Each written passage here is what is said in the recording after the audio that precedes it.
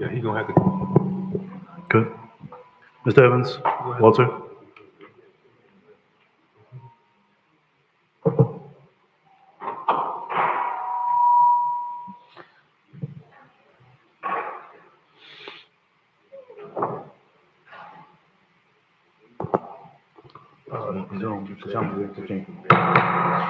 I'd like to call to order our City Council Budget Workshop. The date is August 15th. The time is 6:16 p.m. Madam Clerk, roll call. Chairperson Douglas Lawson. Here. Chair Pro Tem Charles McCoy. I'm here. Councilperson Kashava Miller Anderson. Present. Councilperson Shirley Lanier. Here. Councilperson Glenn Spiritus. City Manager Jonathan Evans. Present. Acting City Clerk Deborah Homer Cullen is present. City Attorney Don Wynn. Thank you, Madam Clerk. If we could have a moment of silence, followed by Pledge of Allegiance, led by Councilman McCoy.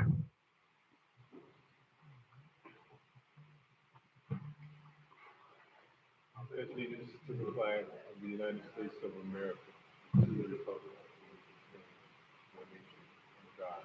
Indivisible, with liberty and justice for all.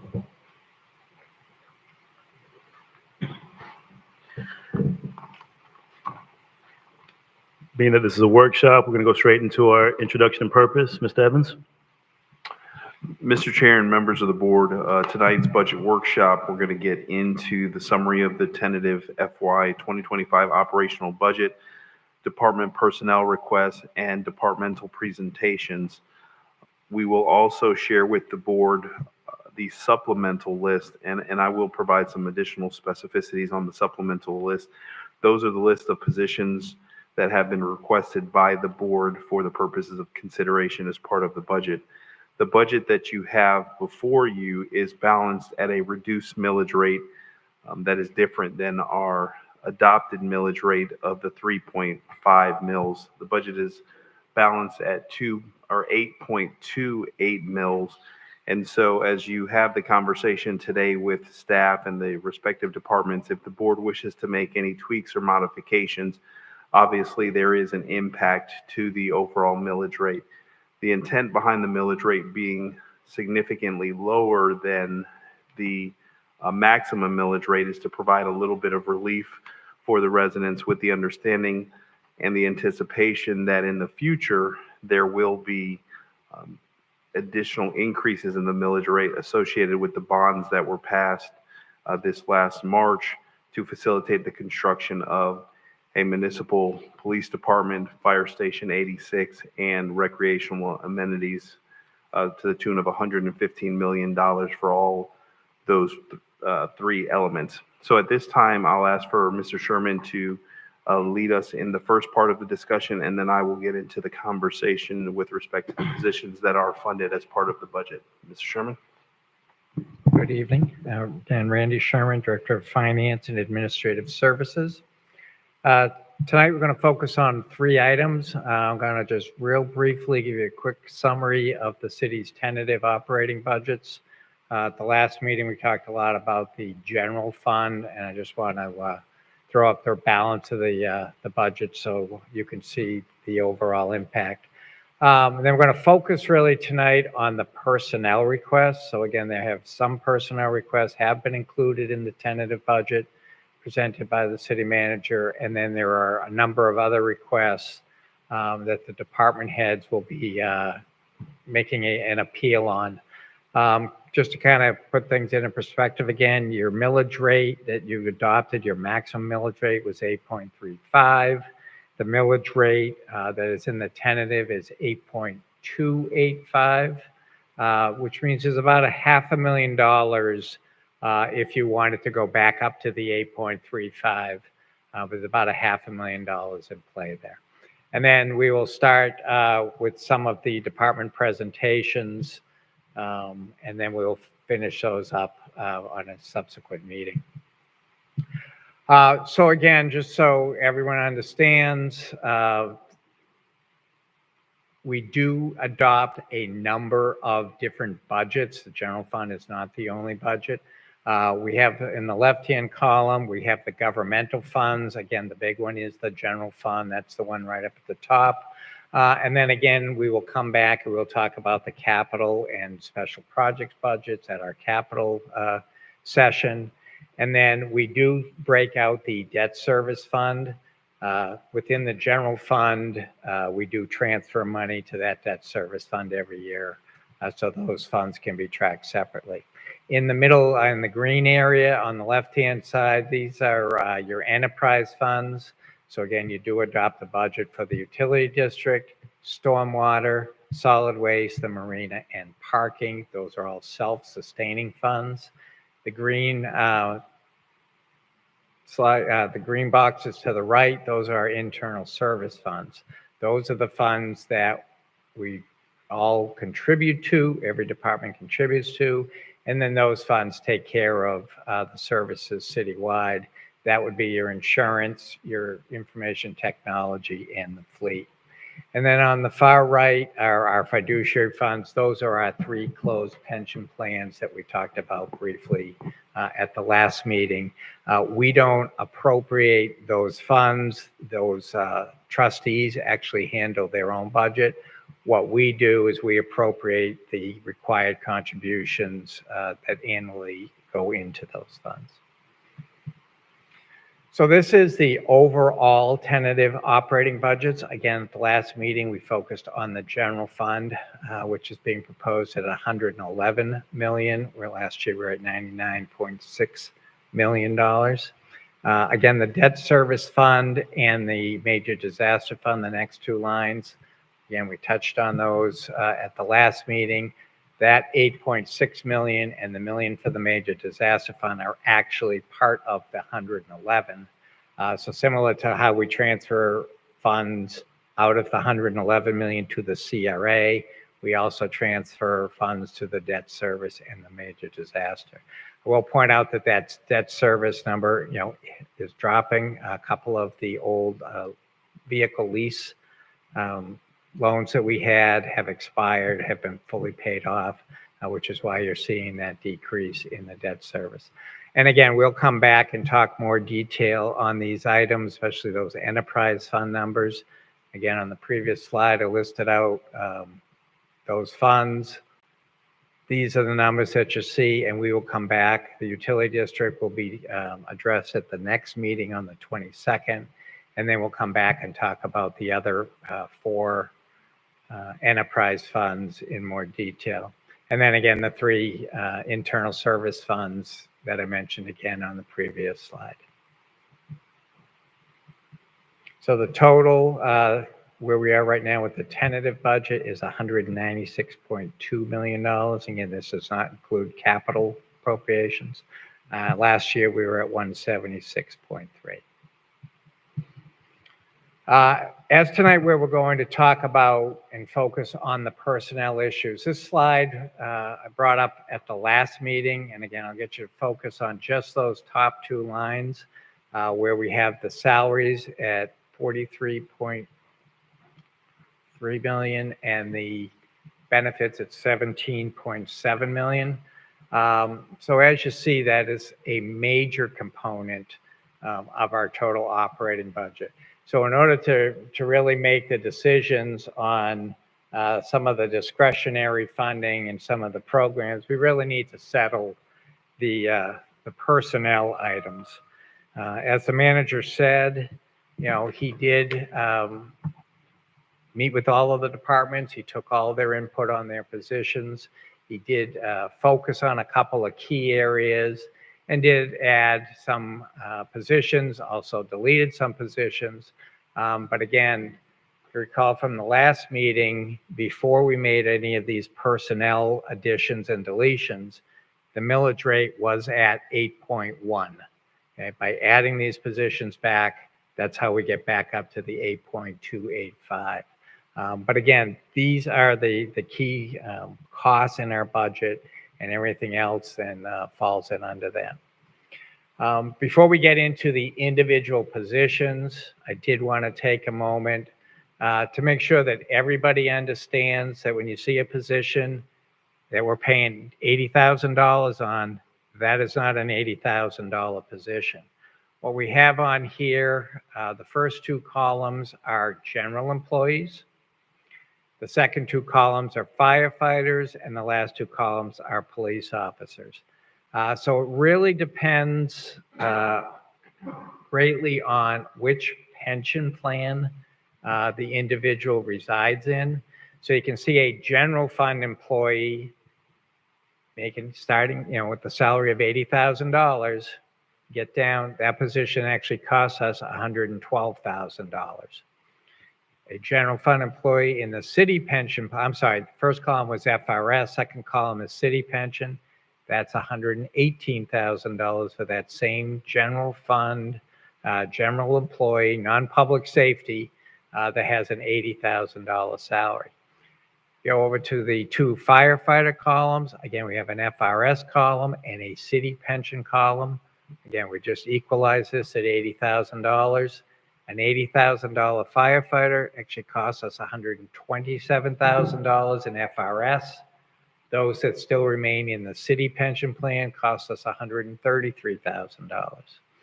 And then over on police, again, an FRS and a city pension. The police officer at 80 costs us 127, same amount as a firefighter under FRS. But then when you go to the city pension, it's a little bit less at $124,000 as compared to the 127 for the FRS. So again, we just kind of wanted to give you that as a backup. So as you're looking at adding, deleting, which positions you want, just keep in mind that, as you can see on the bottom, the only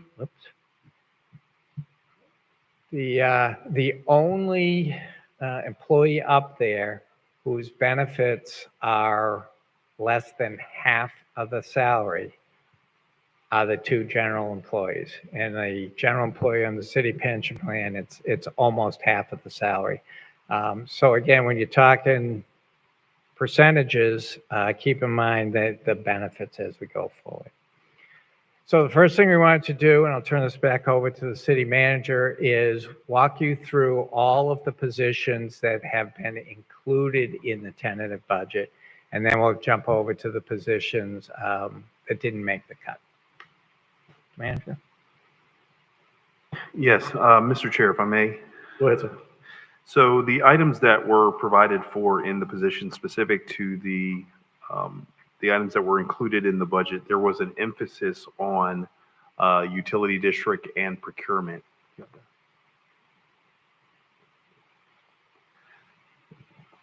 So as you can see in the utility district, a couple of positions, or more than a couple positions have been added, is the add of a senior engineer position, a water plant maintenance position, add 2 sewer maintenance tech positions, add a utility administrative associate position, add 1 operational technologist position, regrade 2 operational technologist position, regrade electrical instrumentation tech, change position from lead operator to assistant plant manager, and change lead electrician to electrical control supervisor.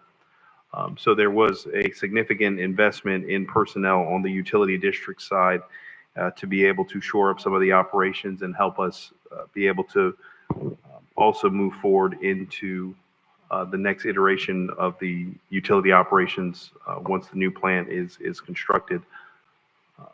The next department. Mr. Evans, before you Yes. go on, can you go back to utility district? Sure. Quick question. Who actually made these additions or requests to add these different department, these employees? Mr. Chair, if I may. Go ahead.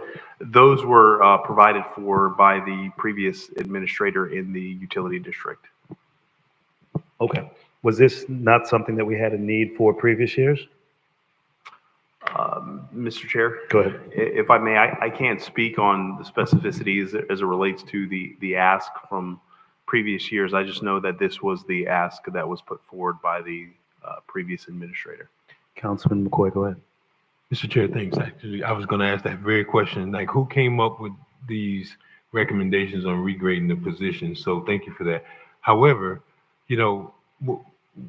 what is administration's perspective as to the compliance operation, since we had a a major deficiency that we've seen last year with compliance personnel, resulting in a number of things falling through the cracks. So even if it's not a position, how do we now fill the gap so we don't have a repeat of what we've seen in the summer of last year? Mr. Chair, if I may. Go ahead, please.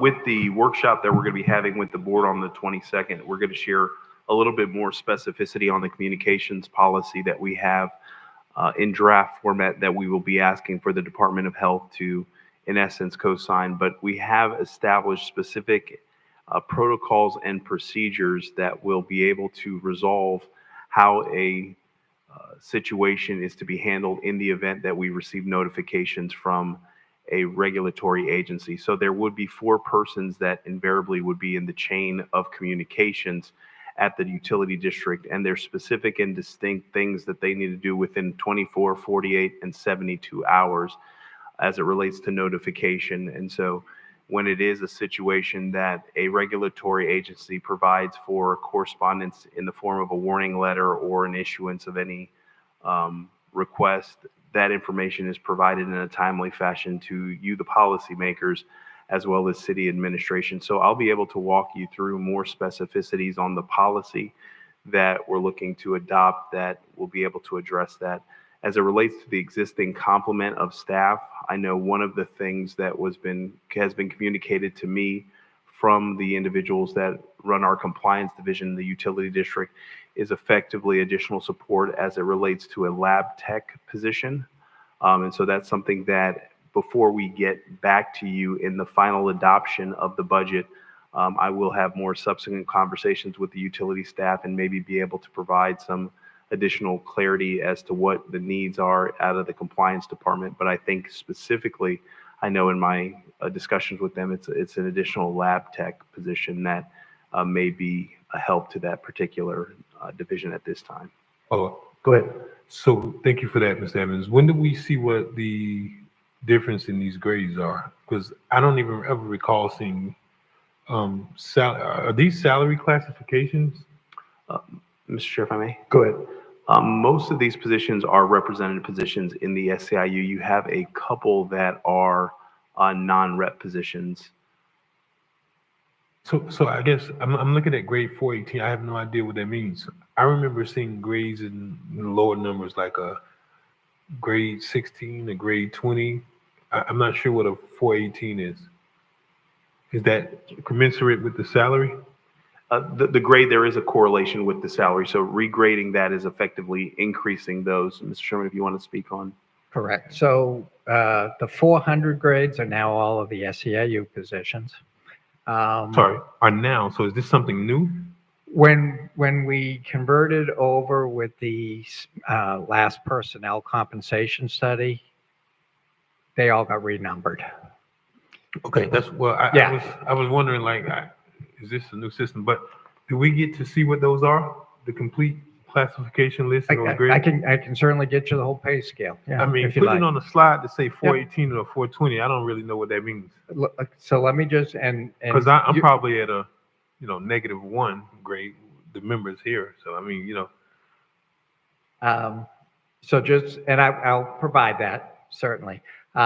Just kind of give you an idea, there's 5% between each grade. So going from a 419 to a 420 is 5% difference.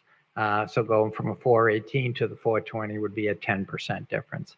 And I believe, again, these were presented during our budget meeting because they're having a hard time filling these positions. So again, when we look at the market, our positions, again, are tended to be at the bottom, which hopefully will be rectified soon. But that's the difference. But I can certainly send out the pay scales. thank you. Thank you. And one last question for the utility district. The current consulting firm that's reviewing status of where we are with the utility district, are they currently on the system payroll? Do we have somebody overseeing, whether it's U.S. Waters or a consultant that's assisting? Mr. Chair. Go ahead. Any consultants that are assisting us to review the operations of the district are under the manager's authority. So there's been no contract, long-term contract that has been provided.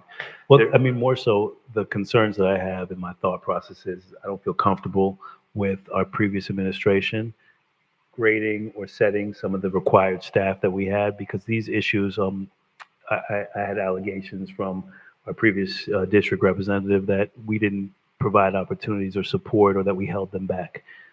This is my first time seeing all of these different positions, so I'd really like for the consultants that are coming in and helping to review that these are the need and if there's not an additional need. Because if there's additional needs, we want to provide all the support necessary to make sure we have quality water and quality run utility district. So if they can review the budget prior to us approving it, I'd love for them to say if we have any additional needs over there. Mr. Chair, if I may? Please. I can certainly share that information with them, and we can even make that a subject of just briefly look at the complement of the position. I can tell you from the conversations that I've had and the conversations with staff, there may be slight deviations from this list, but most of these positions would be deemed critical as it relates to the operations of the district. But we will have our consultants provide some opinion with respect to that and share that with the board. In my opinion, I'm not going to speak for my colleagues, but I'm pretty sure that we're not going to reduce or delete, subtract any of these positions. If we need to add on or if we need to have any additional coverage in the district, we want to provide as much support to the district as possible. So if these positions are sufficient, plus whatever else they need to see filled, let's make sure that we can get that addressed now. Dr. Spiritus, go ahead. Mr. Chair. Go ahead. Mr. Evans, with respect to the utility district and the new water plant, should we be bringing people on board now that we're probably going to need more people to work on the new water plant than we have now on the existing plant? So should we not be thinking about bringing people in now and training them so that they're ready when the new plant is ready to go online? We have a sufficient staff. Mr. Chair, if I may? From my conversations with our consultants and the JV team is that we do anticipate that the staffing complement that we do have now would suffice because of some of the automation and some of the technology to be able to. Now, there is going to be reclassifications and additional training that will have to be provided to the existing workforce, but there is not a specific need for an additional 10 operators to be able to run the plant. We think with the existing complement and going from a lime softening process to a membrane process and some efficiencies that will be gained, that we can do it with the existing complement. Now, titles may change and responsibilities shift, absolutely, but from the conversations that we've had is that the overall operational cost for running the plant will go down as a result of what the new plant has to offer. But there has not been a situation in the conversations I've had that they say, you know, in the next couple of years, you need to ramp up 10 positions. But that's something that we will certainly keep our finger on the pulse if there's any deviation to that. Mr. Chair? Go ahead. Okay, but I think the technology is going to be a lot different, and you're going to need some very special titles to come in here that might not be the same as the people you have here now. So you might want to start thinking about that and getting those people ready. Mr. Chair, if I may. Go ahead. Yes, that's absolutely the case. There are some positions even positions that are vacant now, that we may change the title to upgrade those positions to be able to do the very same thing you're saying, Councilperson. Thank you. Thank you. Go ahead, sir. The next set of positions that are included in the budget is the funding of the procurement manager position and adding of the assistant director of procurement. And so they will handle the procurement and contract administration. So this person will serve as the number 2 of the department. And then we would add a senior procurement and contract specialist position and add a contract specialist position.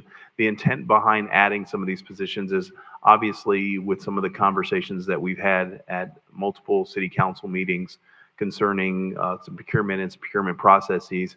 One of the things that we want to be very intentional about is ensuring that we're in compliance as it relates to what the procurement code calls for, but more specifically, the management and adherence of our contracts. So adding these positions will be critical to the success of the procurement and to make sure that each of the departments receive the additional supports that they need concerning contract management, procurements, and to effectively move some of our procurements forward, and then looking to institute and bring forward some ordinances that allow us to address some local participation and advocate more on behalf of our local businesses here. So this investment in procurement, we think, is going to help steady the ship and invariably help us move forward in the direction that the board looks to move in.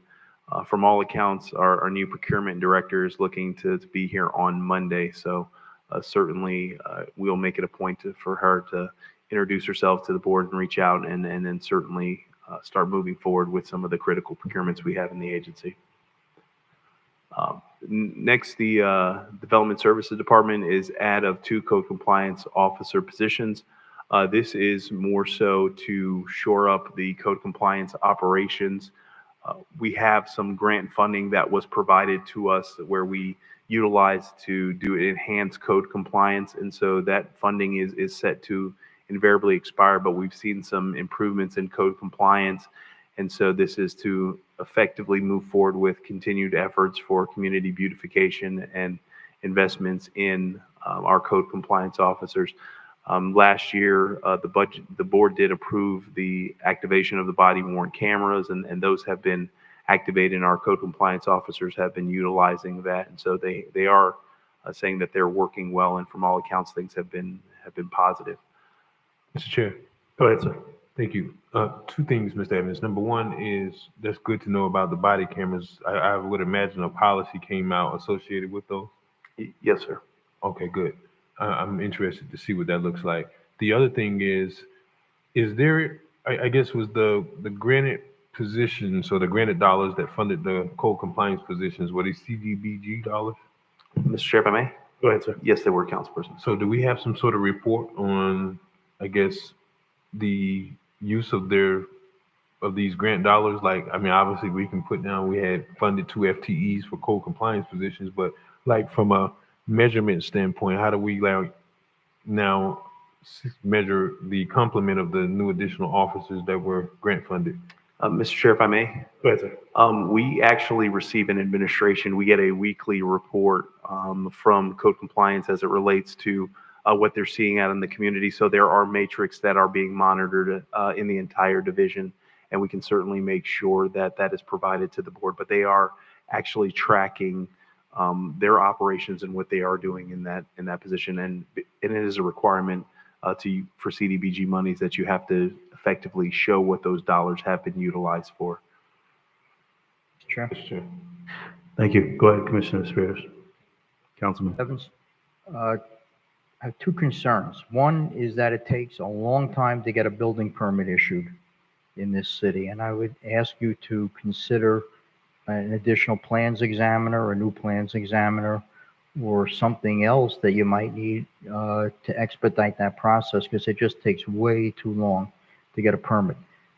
Second is there are new requirements under state law for the reserve funds for high-rise buildings.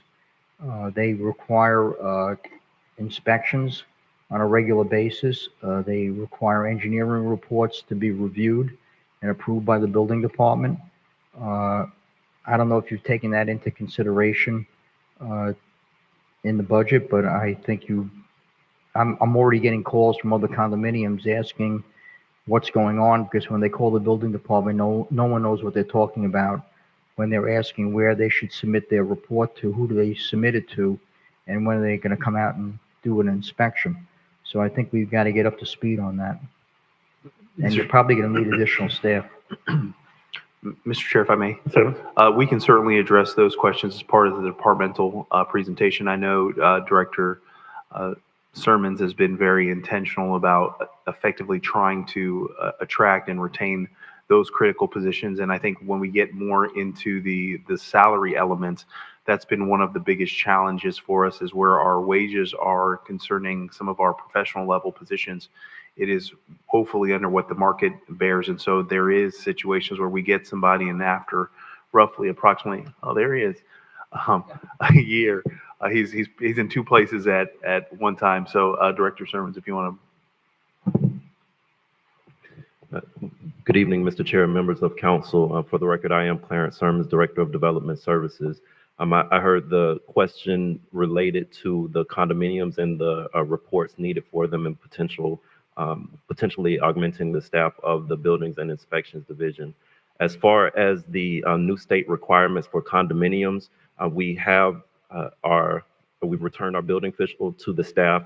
We have been tracking that legislation, and we are working out a process to inform all condominiums of the requirements. The cities across the state are pulling together processes and kind of scrambling to make order out of this new requirement. We have received some of those first reports from the condominiums. We are fielding the questions from them as well.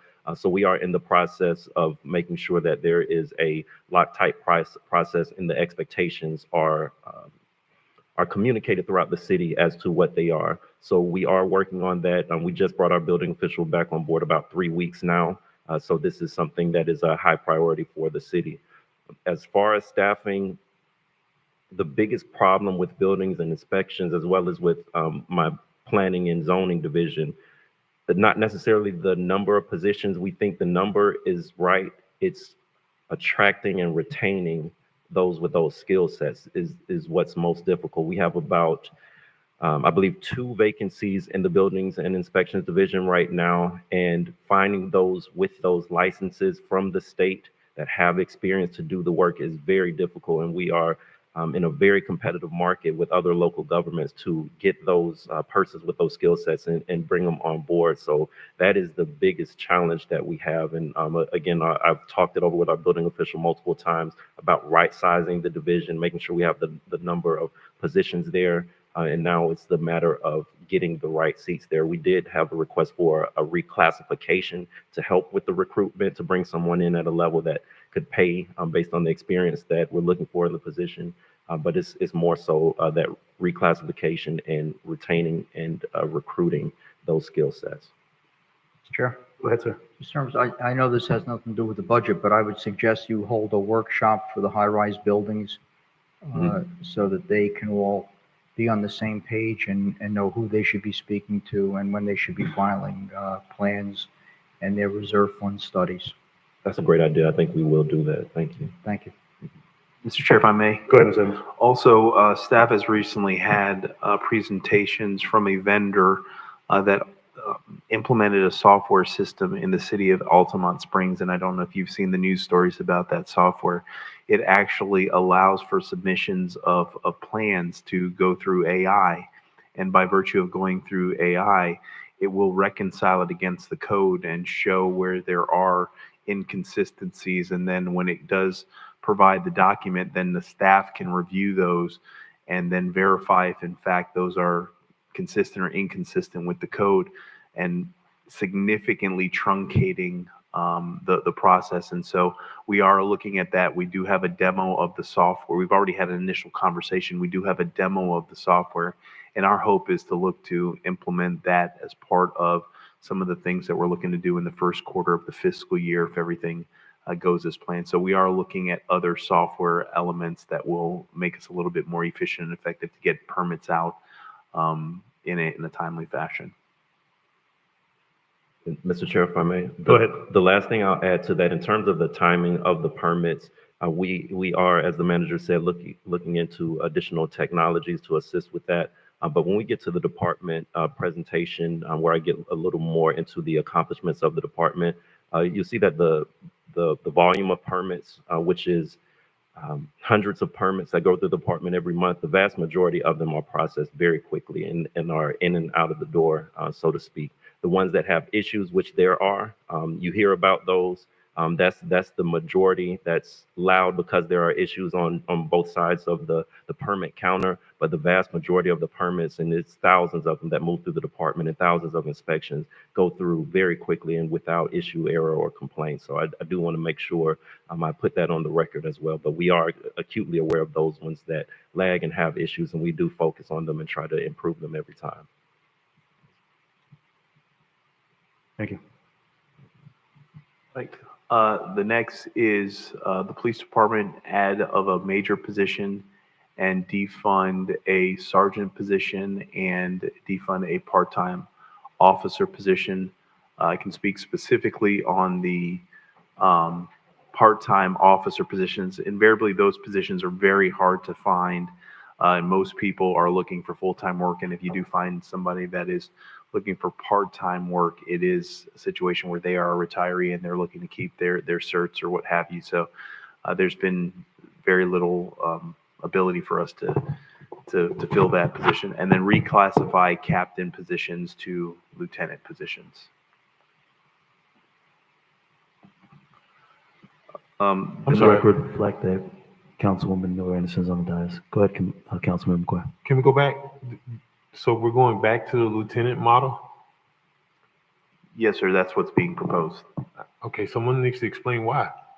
I don't understand. In fact, I would venture to say we're probably too hot, top heavy. And, you know, seemingly, right?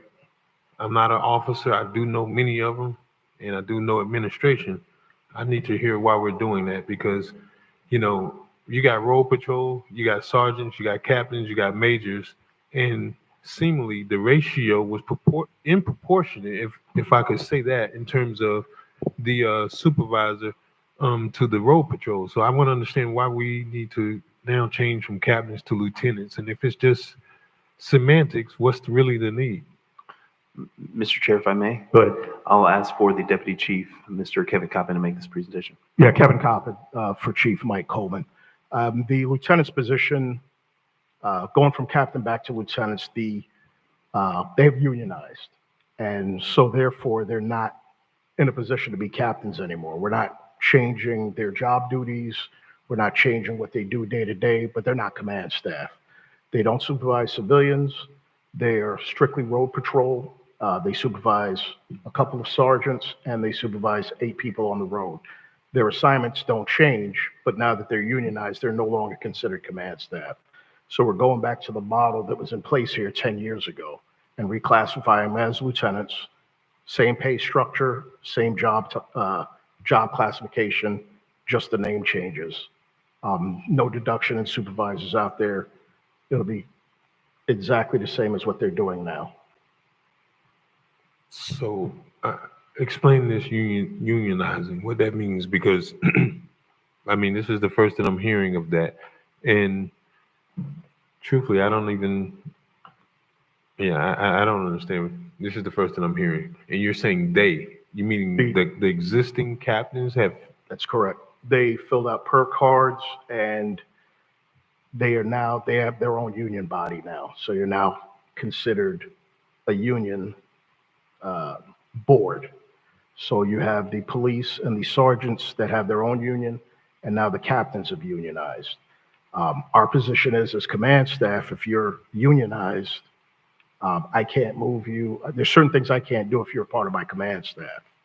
So therefore, we would like to reclassify them as lieutenants because their job function has kind of changed. Follow. Go ahead. So was this a right or ability that they already could invoke under the current collective bargaining agreement with the Police Benevolent Association? As far as the reclassification of their job position? No, sir. The opting to being represented by the union, and I would imagine it's the Police Benevolent Association. That's correct. Yes, sir. Okay. So what options, or how did they just invoke this? Is there a provision in the current agreement that allows this? I believe it was done before we got here. They couldn't collectively bargain. They decided as a body that they wanted to collectively bargain, so they petitioned the PERC board, and it was approved last month that they are now their own bargaining unit. Excuse me, Mr. Chair. Chief, I don't know what a PERC board is. Percocet? No, it's the governing body for employees. If you decide that you want to become a union, you have to go through the state of Florida for collective bargaining. And they're the ones that say, okay, you can now go ahead and be unionized. Okay, so that's a purely option that they can invoke without any considerations of the organization or the agency? That's correct. Okay, yeah, I'd like to know more about that. Absolutely. All right, thank you, Mr. Chair, thanks. Dr. Spiritus, go ahead. So, Chief, what's the difference in the salary between the lieutenant and the captain? There is none. Would be the same salary? Absolutely. We don't want to affect their pay, their benefits, anything, but captains of most police departments are command staff personnel. because they are now unionized, we would like to go back to the lieutenant's model that was in place here prior to them becoming captains and being non-union employees. Mr. Chair? Good. So this is the equivalent of the Superior Police Officers Association that you and I know on Long Island? Exactly, very similar. Yes, sir. Okay, thank you. You're welcome. Chief, question. So there's going to be no fiscal impact with this change from reclassifying captain to lieutenant. Yes, sir. Now, when you say they're unionized, so the lieutenant position does not fall under the union, the PBA? It will. It will. That's correct. Yes. They are now their own bargaining unit. So you're going to have the police officers and the sergeants that you deal with contract negotiations. And now the lieutenants, the 5 lieutenants that are there are now going to have their own bargaining units to be able to negotiate wages. And During the collective bargaining agreement, would there have been any change in regards to the dollars negotiated based upon this reclassification? yes and no. We are getting ready to start negotiations with them beginning next week because they are their own union now. So we are going to negotiate. I think they just had a vote last week to pick who was going to be their president, and our command staff is going to go into negotiations with them to see what they're willing to negotiate for, what they are looking for. But Sure. our side of the table is that there's going to be no change in salaries, benefits. The only thing we want them reclassified for is to be lieutenants because they are not command staff personnel anymore. Thank you. Sure. Go ahead, Councilman. Thank you. So, Deputy Chief, I respectfully disagree. I don't know how you can suggest that someone is unionizing and literally the chairperson asked, was there going to be, I think Board Member Spirit has asked, was there going to be any change in salaries? But perhaps not change in salaries, but there's definitely going to be a fiscal impact.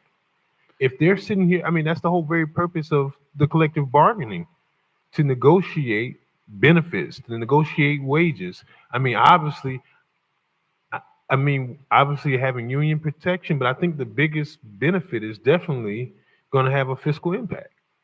Mr. Chair. Mr. Chair, if I may. Mr. Evans?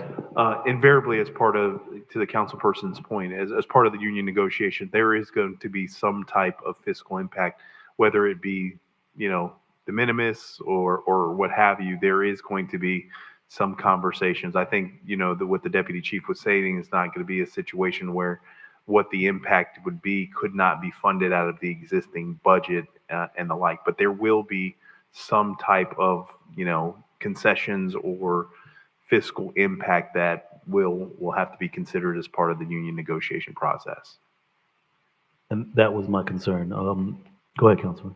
So to that point, perhaps we can have an offline, but I really want to know, I mean, obviously I would imagine they would carry the same benefit year as the existing PBA unions, but there are a lot of implications here, right? If we're talking about this, I would believe, I think, if I'm not mistaken, they start in April of the benefit year. Well, yeah, we're setting the budget right now. So clearly, I would expect that if they go to negotiations and the negotiations are in good faith, at some point within the next 3 or 4 months, we're going to be presented with something to vote on. So I would like to know exactly what the bargaining agreement is currently as it stands for those members, and certainly understand. And not that I don't want it, but I just can't sit here and suggest that we shouldn't expect a significant change. We ought to be budgeting significantly more. I mean, captains currently are, I looked at, I can recall looking at some of the pay scale for sergeants at 6 figures for those that were leveled out or capped out, whatever tier they were. But surely, if they're at 6 figures and you're talking about a level up from them captains, I mean, they're probably closer to, the $150,000, $160,000 range. And I'd like to know exactly, where they are, what these new collective bargaining agreements, and certainly I think it should be shared with all of the board, because now we're talking about a whole, and how many captains are we talking about? At least what, about 8? We have 5, one that is not in the bargaining unit that is assigned to internal affairs, but we're in the same boat you are, Commissioner. We haven't been presented with a contract yet, and we won't begin to talk to that governing body until next Wednesday. And I'll be more than happy once they put something in front of us to bring it to you and see what what they're looking for exactly. I think sound good. Look forward to it. But to that point, that governing body, if we reclassify these positions, will cease to exist because they're going to be falling underneath the collective bargaining agreement of the PBA now, a separate one. Correct. Okay. So that's what I think we need to just have a conversation offline, get a little bit more in-depth understanding as to what's going to be the impact, because there will be a change because these individuals are being reclassified from captains who did not fit under a collective bargaining agreement to now being lieutenants who are now under the agreement, which is going to cause for a change in the actual negotiations, which in turn, we just had a lengthy negotiation. We don't want to be back in the same position because we're going into discussions probably in the next 6 to 8 months. So we want to just have all the information before we move forward with the approval. And just for clarification, Commissioner, whether they get reclassified as captains or lieutenants, they're going to be their own separate bargaining unit. So this will be a completely separate bargaining Yes, agreement. sir. And then we will get a contract for whichever one. Correct. Have they Yes, already sir. created that bargaining agreement for lieutenant side? We have not seen it yet. Okay. We They have- did we- already. we have not even begun negotiations with them yet, so we don't know But what about what for the they're asking captain? for. So what about for the captains? When did that one, has that been established? No, Sure. sir. Got No, it. sir. Everything's preliminary right now. Yeah. Understood. So, Mr. Chair, the PBA bargaining unit covers currently, right now, the police officers and sergeants. The proposal that reclassifies the lieutenants, they will have a separate and distinct and specific contract just to those 5 individuals. So they will probably most likely utilize the agreements that are in place or agreements from other government entities to propose to the staff. We don't anticipate this being a prolonged, lengthy discussion from the standpoint is that realistically, you have to get 2, maybe 3 members to agree and then bring this forward. So I really do believe that the deputy chief and the chief can certainly get this wrapped up in a matter of a couple of weeks, meeting with the unit and then bring you something to consider and we can provide you that. So it's not something that should be a prolonged, protracted process at all. Thank you, sir. Thank you. Go ahead, Mr. Evans. Chair, Go ahead, Councilwoman Lipnair. yeah, let me ask, the papers that you guys are looking at, could someone email me those? Sure, we can email Because it. I don't see it in the backup. Thank you. All right. Go ahead. The next item that's included in the budget is addition of an insurance tech position.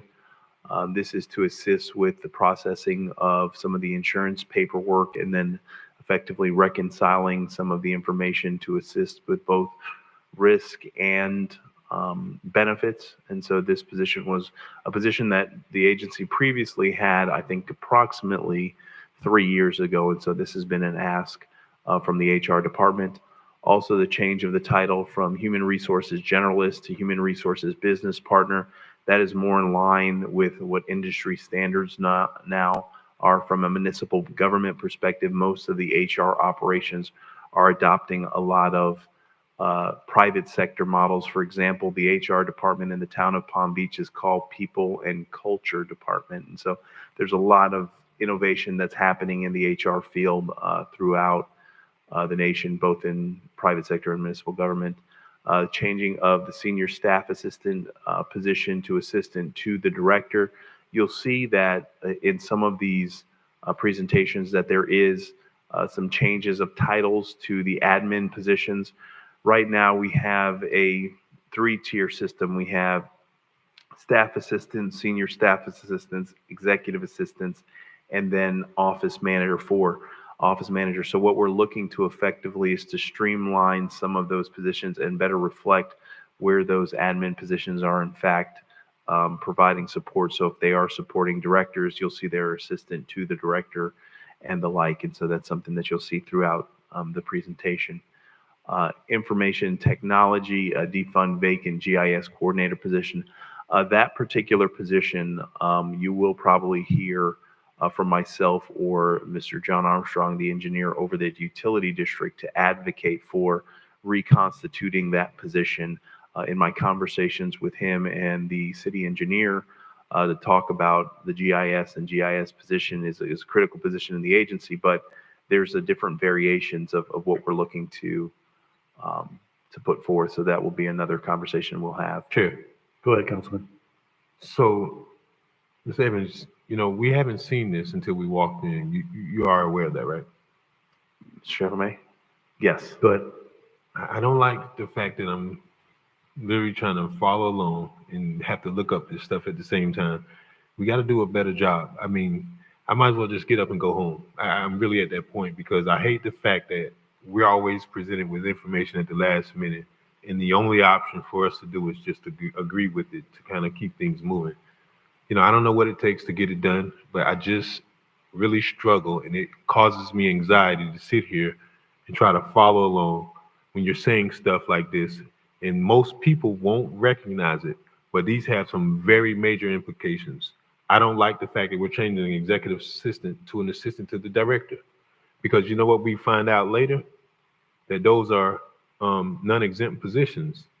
So, and then the way they're compensated is totally different when it comes to, like, for instance, the notorious pandemic pay.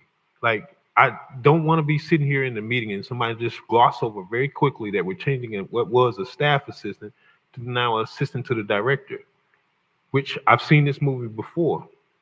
It was very shocking to see that in certain departments, the very position of a staff assistant wasn't on par with the staff assistant in finance.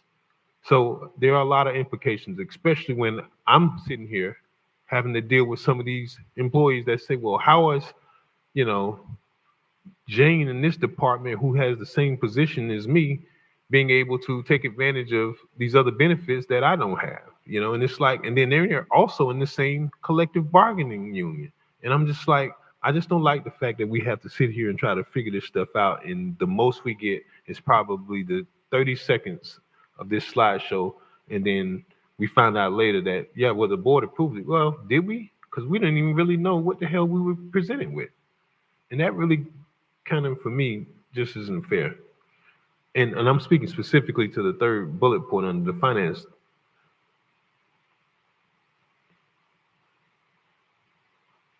Well, you know what my position is on the budget, right? Because of this kind of crap, you can guarantee McCoy's going to vote no against it.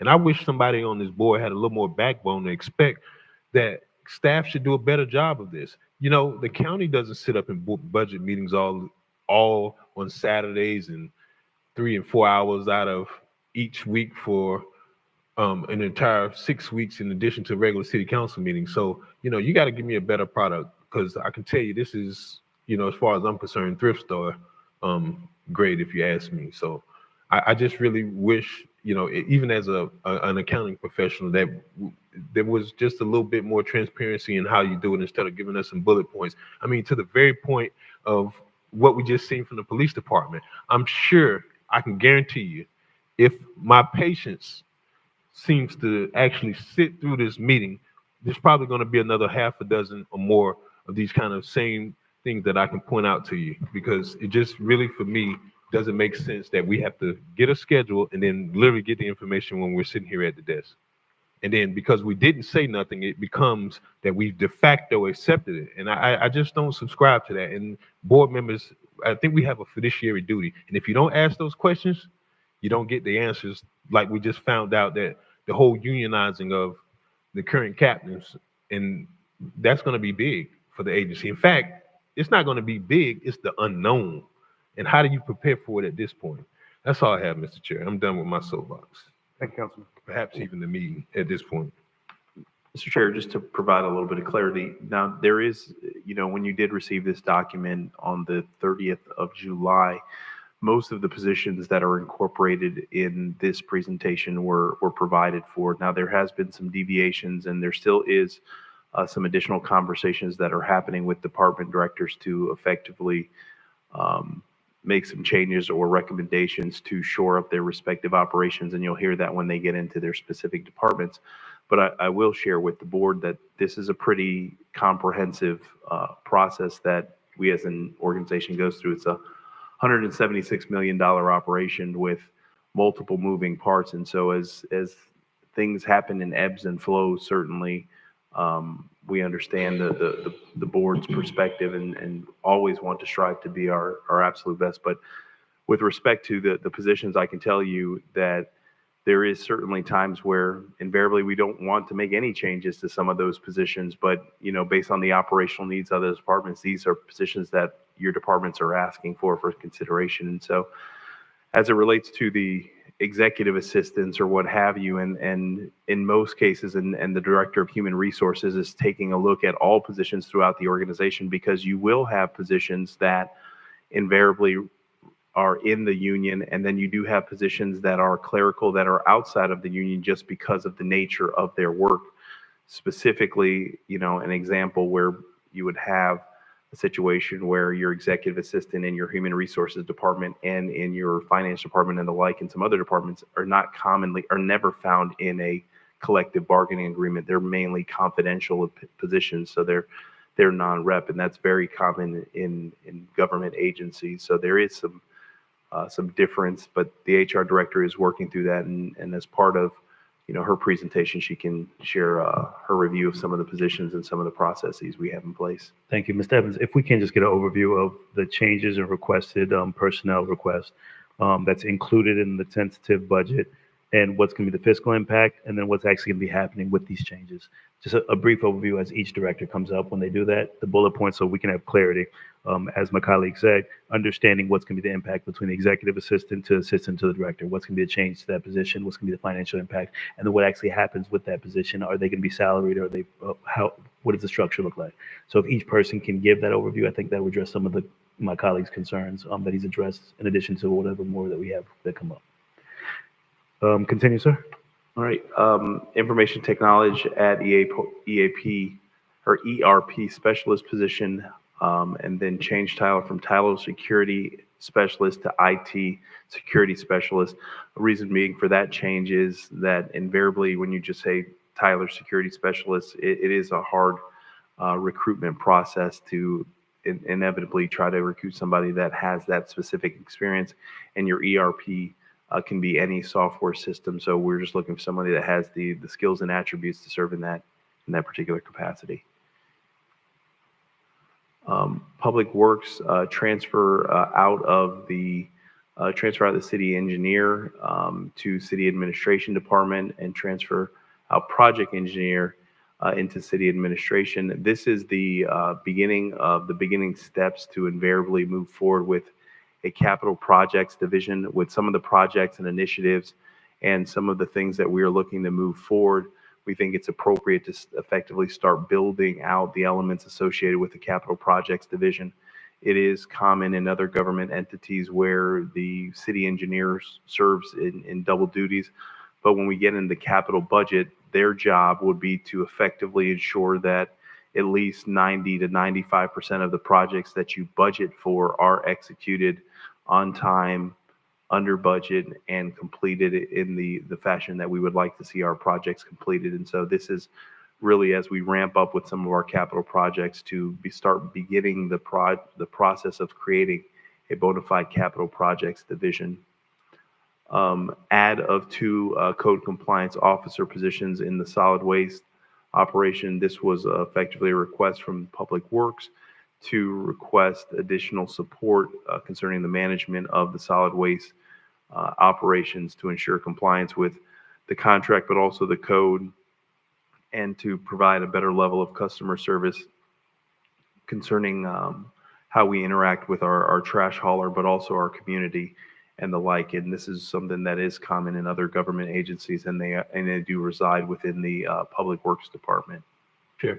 Go ahead, Councilman. So, Mr. Evans, these code compliance officers are going to be on the equivalent of the same code officers in development services as far as, I guess, skill set and pay compensation? Mr. But invariably, these positions, we would be looking for the same type of skill set and the same type of attributes. If they don't have certifications now, the intent is to move them to obtain certifications. But effectively, yes, they will be at the same level. Perhaps they'll resolve the issue with the gated communities that have been being double charged for trash. That's been 2 years outstanding. I'm still waiting to find out what we're going to do about that. Perhaps we need to get some more staff in finance, or maybe even in administration, because I know a guy that wrote actually 2 letters asking to go before the utility district board to find out about the utility trash that's being billed double in addition to what is being charged by the association. Perhaps they should do that. They're complying, right? Mr. Chair, if I may. Go ahead. That's one of, on my task list to work with our new procurement director to look at the solid waste contract and sit down with the Public Works Department and effectively try to look at that issue and remedy the situation the councilperson has communicated. So is this compliance, well, at least one of them should be funded out of the solid waste contract as well, right? Mr. Chair, if I may. Go ahead. Yes. Okay, now the individual that we have in that position, is that in addition, we're gonna have 2 additional positions? Mr. Chair, if I may. Yes. That's in addition to. Okay, And one of them, and you'll probably see a deviation, and we've had some internal conversations that one of those positions or responsibilities is going to be at a higher administrative level to manage that particular that contract to ensure compliance with that contract, and then supervise those compliance officers. okay, thank you. Internal service funds, specifically your fleet, defund your vacant auto records clerk, defund vacant mechanic 2 position, defund vacant equipment maintenance position, defund senior staff assistant. That position is going to come back in the department budget. That was a conversation that we've had with the department, and there's some changes, and so that's an error on the slide. And then add a maintenance tech position. This particular position is to assist in small engine repairs and to continue to help with some of the maintenance related activities that we still do. Obviously, this board moved forward with entering into an agreement with Enterprise to modernize the city fleet. I'm happy to report that a large number of vehicles are in the process of being equipped, as well as striped and markings placed on them with the new city brand and logo. So you will see that roll out here in the next couple of weeks. And so this position is to help manage what the fleet inventory is. So this is a new position. Concerning the city administration, is defund the deputy city manager position and add an assistant city manager position.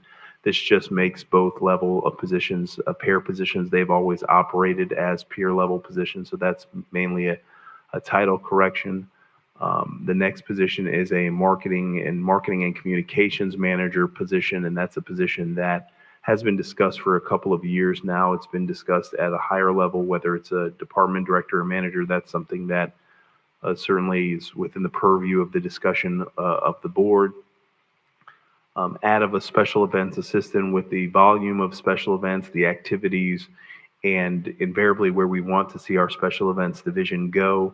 It is important to have an additional person to assist because, as you know, most special events are on holidays and weekends and the like. And so having one person and then a clerical person to support in the office, but not having a bona fide assistant to help process that makes it invariably quite challenging. And so that's a request.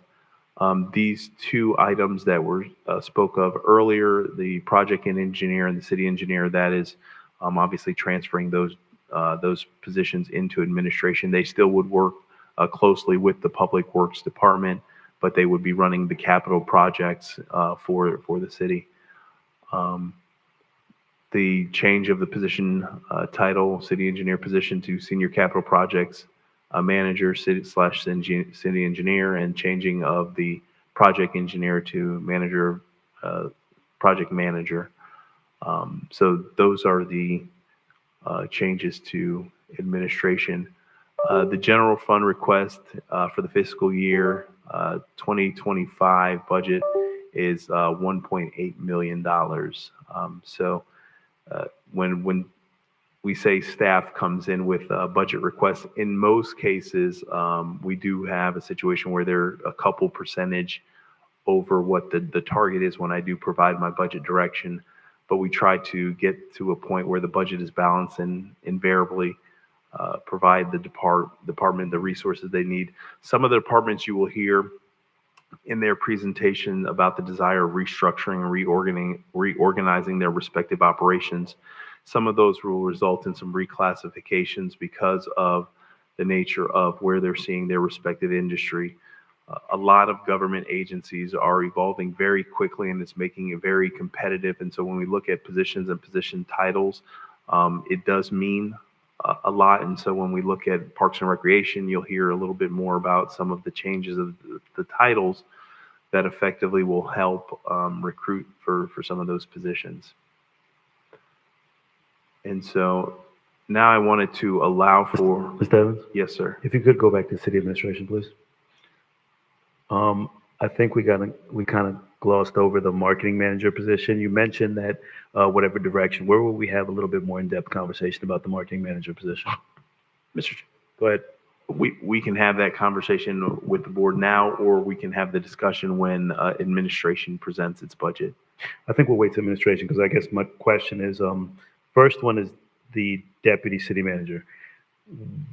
For example, if you create an assistant city manager and have, I'm assuming, 2 assistant city managers, who's going to be second in command in the event that you take a leave or you're out of the office? Mr. Chair? Yes, sir. It would be one of the 2 assistants. It could be, depending on what the nature of the departure is, or what have you. Isn't the succession planning normally through the deputy and then the assistant, typically how it's been run before? Mr. Chair? Go ahead. I believe in this organization and others, it's switched. There's been 2 assistant managers. There's been a deputy and assistant. So it fluctuates. Some agencies just have assistant managers. In my past experience, I was an assistant manager and there was no deputy. So What's the salary difference between the 2? Mr. Chair? Go ahead. There's no salary difference between the 2. They're peer level positions. Well, in this model, they're peer level positions. So there's some salary savings as a result. Okay. And next is going to be the marketing manager position. We'll discuss that when we actually do the in-person presentation, because I just have some additional insight. I just don't see us getting the communication needs addressed with just having a marketing manager. And I wanted to talk a little bit more in depth about that, but we can get through the sections, because I want somebody that's going to be responsible for proactively promoting positive messaging to the media, to communications, and clearly communicating with the council. There's certain events, activities, and things that's going on throughout the community that we're getting via text message, and we're getting on news blast or updates late on certain things. So I think a department is dedicated, that it doesn't have to just kind of fall directly under your purview. Having all the departments, you have multiple POIs in different departments across police, city administration, and I think we need a communications and media department. So we can talk more about that when it gets to your section. And Mr. Chair, if I may, Go ahead. to your point, the title of whatever it is, whether it's manager or director, it will be communications and marketing. So it would be something that clearly delineates that the responsibilities is both public information as well as marketing. Okay. And yeah, we'll talk more about that when we get to that section. Thank you, sir. The next item is for the departments to effectively come up and share their impassioned pleas for the board's consideration as it relates to these positions. I've asked for the total cost, I believe, if I'm not mistaken, Mr. Chairman, I think for all these positions, all in is about $500,000. Yes. And so each of the directors will share with you their perspective on why these positions are critical, why they need them in their respective operations, answer any questions you may have. And then obviously, when the board makes its decision on the personnel request, you can, choose to adopt this, what we're calling the supplemental list, or make the appropriate modifications in the staffing complement by adding, replacing, deducting, or what have you, any of the positions that are in front of you this evening. So at this time, I will ask for our Human Resources Director to lead us off.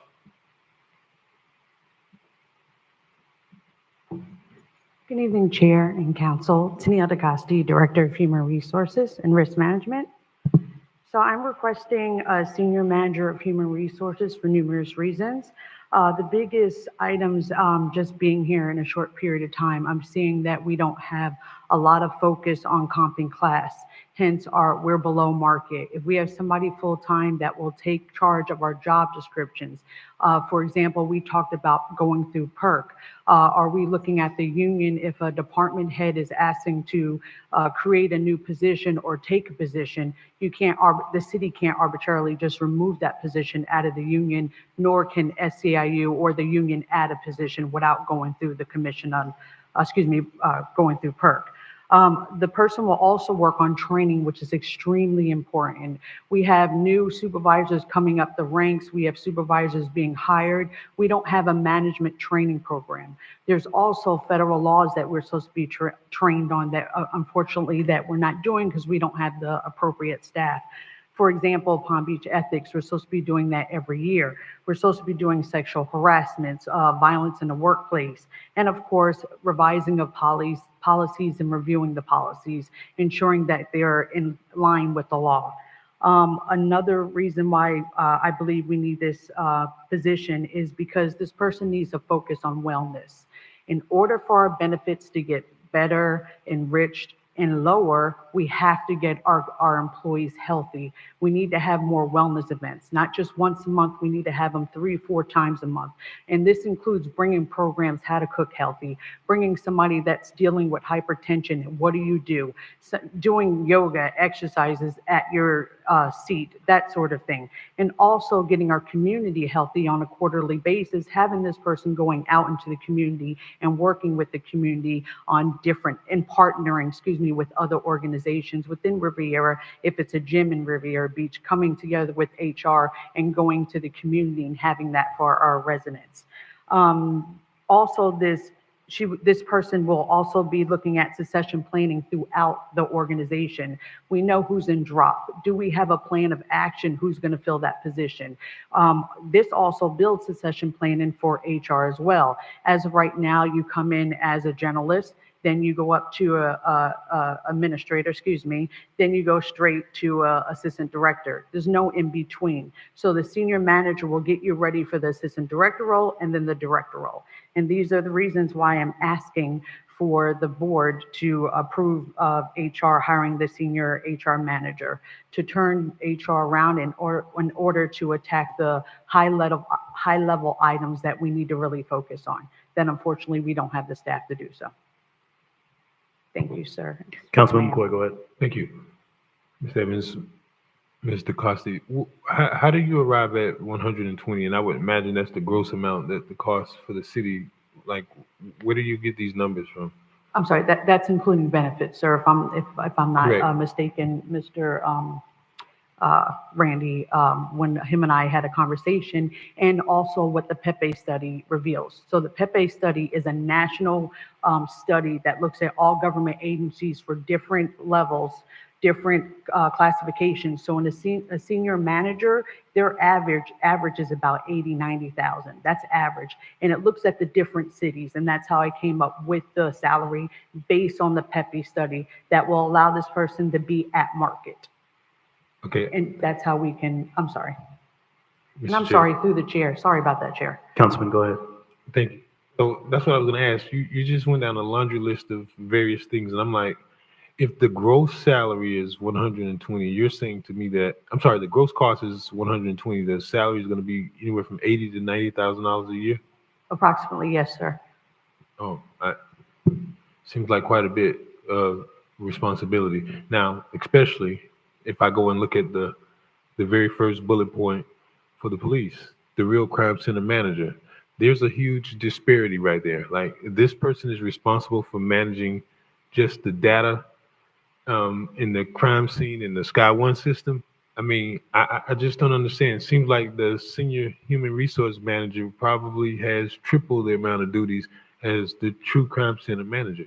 I mean, that's just me. And I guess my next question to Deputy Chief is like, and you probably could answer this, is like, how do you establish this based off of the amount of duties and oversight and responsibilities?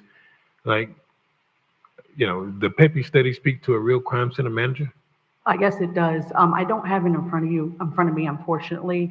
I can try to pull it up while you're continuing to ask questions, sir, and then bring back the numbers, but I don't have it in front of me. I don't know, Randy, do you have it? Or Yeah, no, Mr. sorry. Chair, if I may, I do have it, Okay. and I can share it with the board this evening. It's a compensation and classification study that's done basically statewide. Most agencies participate, but I'll share that with the board.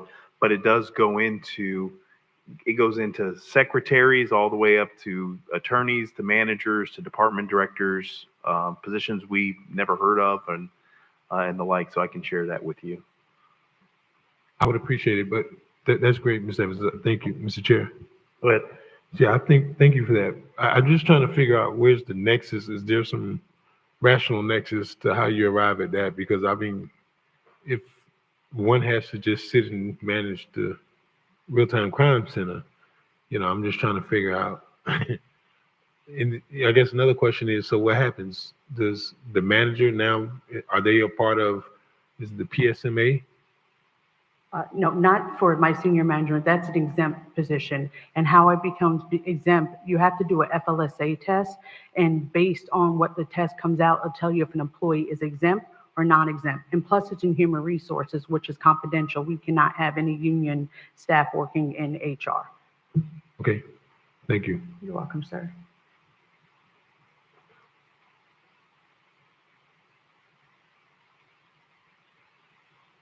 That's it. Thank you, Chair. Thank you, ma'am. Deputy Chief? So to dovetail on what you were saying about the real-time crime center, when I got here, those positions were manned by police officers, sergeants.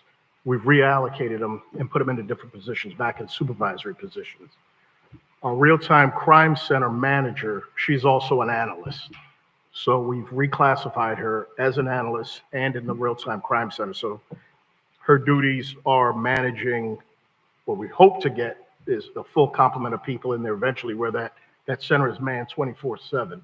Right now, she's supervising one police officer. She's also doing all of our analysis, and she is also supervising another analyst in there. As I said prior, that was manned by police officers and it was manned by police supervisors. We've taken them out of that position, reallocated them to doing what they should be doing, which is supervising, and we've civilianized that real-time crime center. It is needed. The crime scene supervisor position is similar also. There was a sergeant in there that used to supervise our crime scene.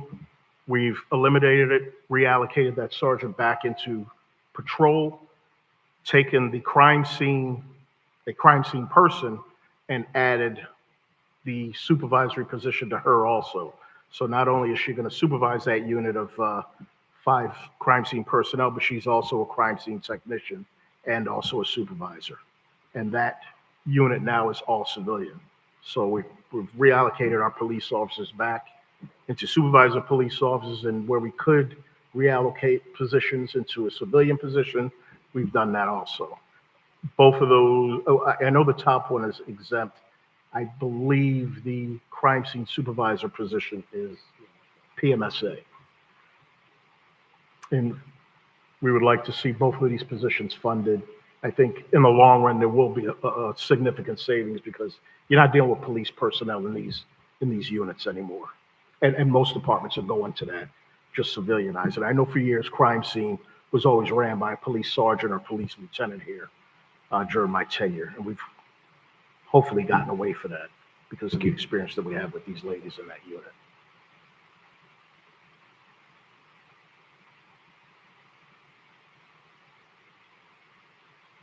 Thank you. Question?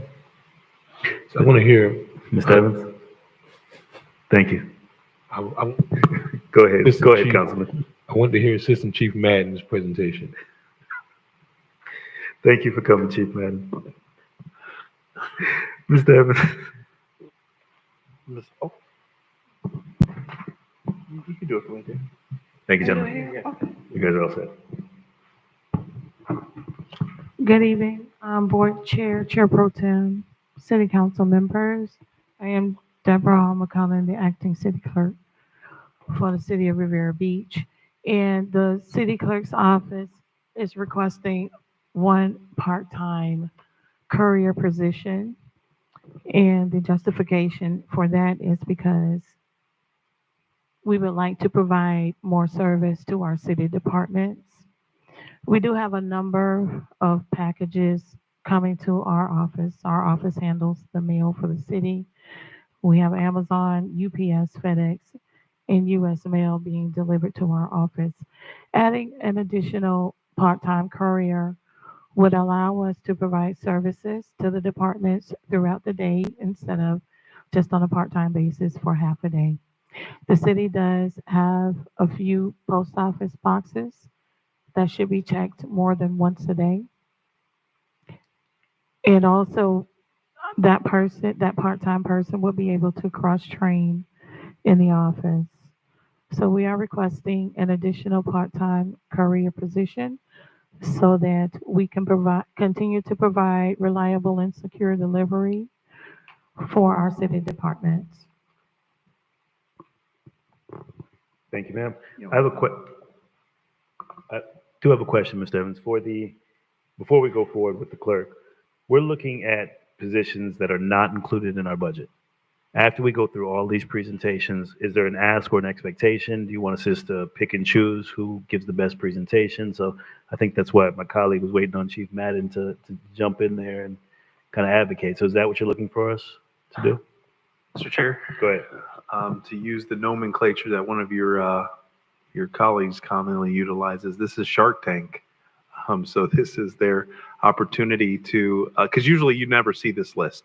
I take this list and I handle it with care, and it never makes the light of day. But this is an opportunity if the board wants to assist in funding some of these positions or make modifications and tweak. But I did want you to get all the personnel asked and invariably find the ones that you're more comfortable in funding. And so the directors were told to come with their best presentations. Chief Madden, that was your shot. You missed it. He tried to get you to come in, but okay. I just want to make sure we were clear. And I guess since we're on the clerk now, I just had a question.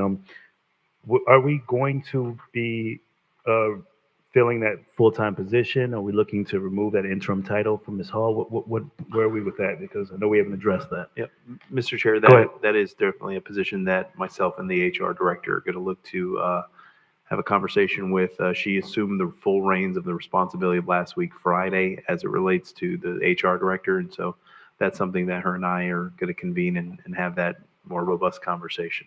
Okay.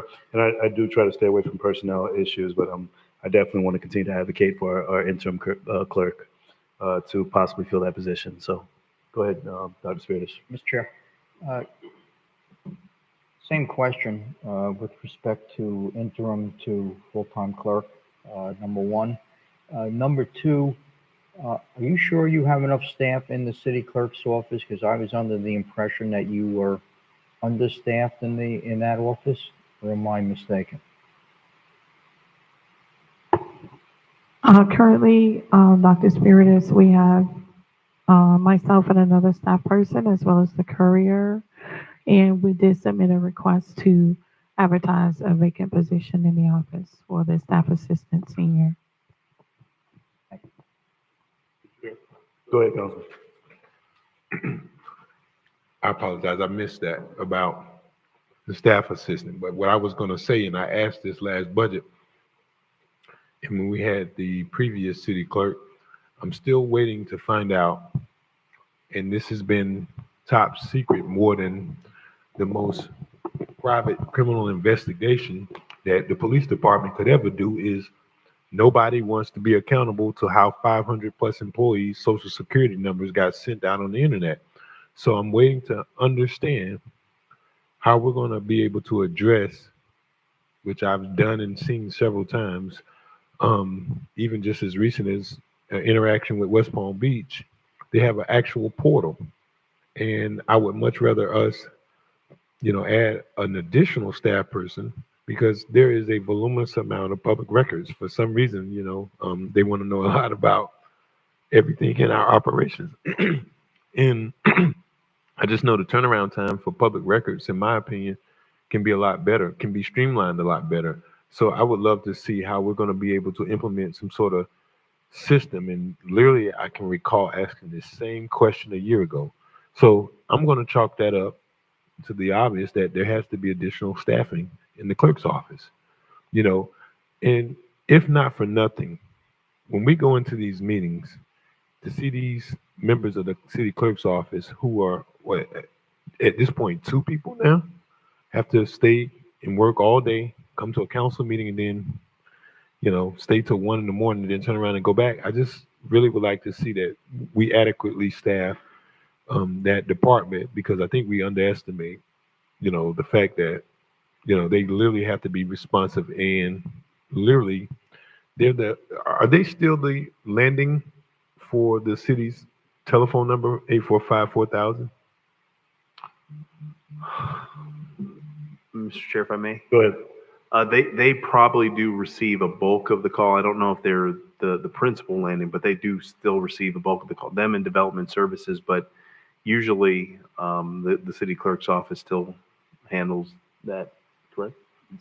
Yeah.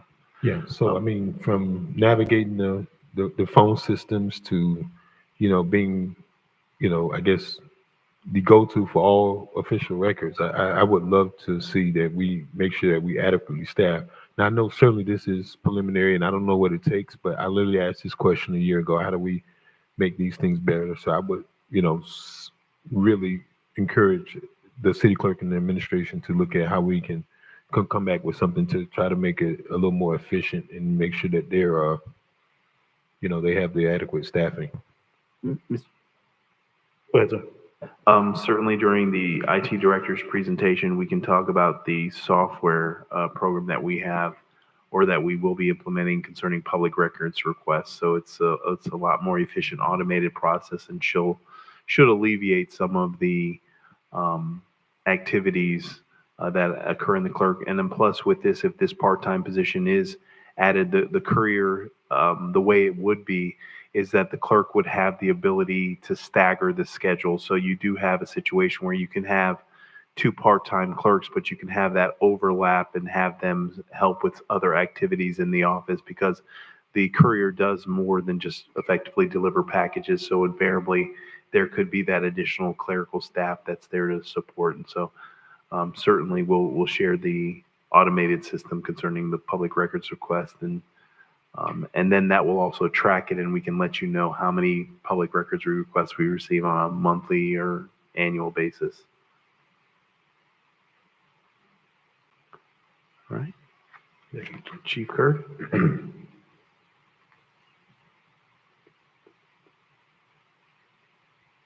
Good evening, Council. John Kern, Fire Chief. I heard the city manager's statement that we would need to come here and plead for positions. This isn't, I'm surprised that our training officer's position did not get funded. I've made a plea to city administration. Obviously, there's a lot of things to consider, but in our operation right now, we're having an extreme deficit as it relates to training. Our call volume has gone up by 25% since I've been in administration. The city's growing. The hazards that we're starting to run on, these high acuity calls, are starting to become more frequent. And it's time for the organization to have a dedicated training officer. Not only is that outlined by NFPA, the National Fire Protection Association, it's also outlined by OSHA. You all will be privy to a after action report that's coming out on August 30th, in which we had a car in a canal where we were attempting to rescue the victim that was still in the vehicle. Ultimately, it ended up being fatal. But in a third-party independent review, 2 main things were brought up over and over again, and it was training and staffing. Just yesterday, I was at a chief's meeting, and Palm Beach County Fire Rescue is fighting a solar panel field farm fire. I thought about it. We have one on up the Grove Lane. When they took out all those gas tanks, we now have a solar panel farm We need the training for that, regular training for extrication. We need somebody that's going to assure accountability, that's going to enter the documentation, submit it to the state, but more importantly, make sure that our crews are getting regular and consistent training. Right now, it's a responsibility that's kind of shared amongst division chiefs who work a 24, 48-hour schedule. And a lot of times we're finding things that are slipping through the cracks. And I think it's time for our organization to commit to training. And a training officer would definitely, I think, serve the community and the department well.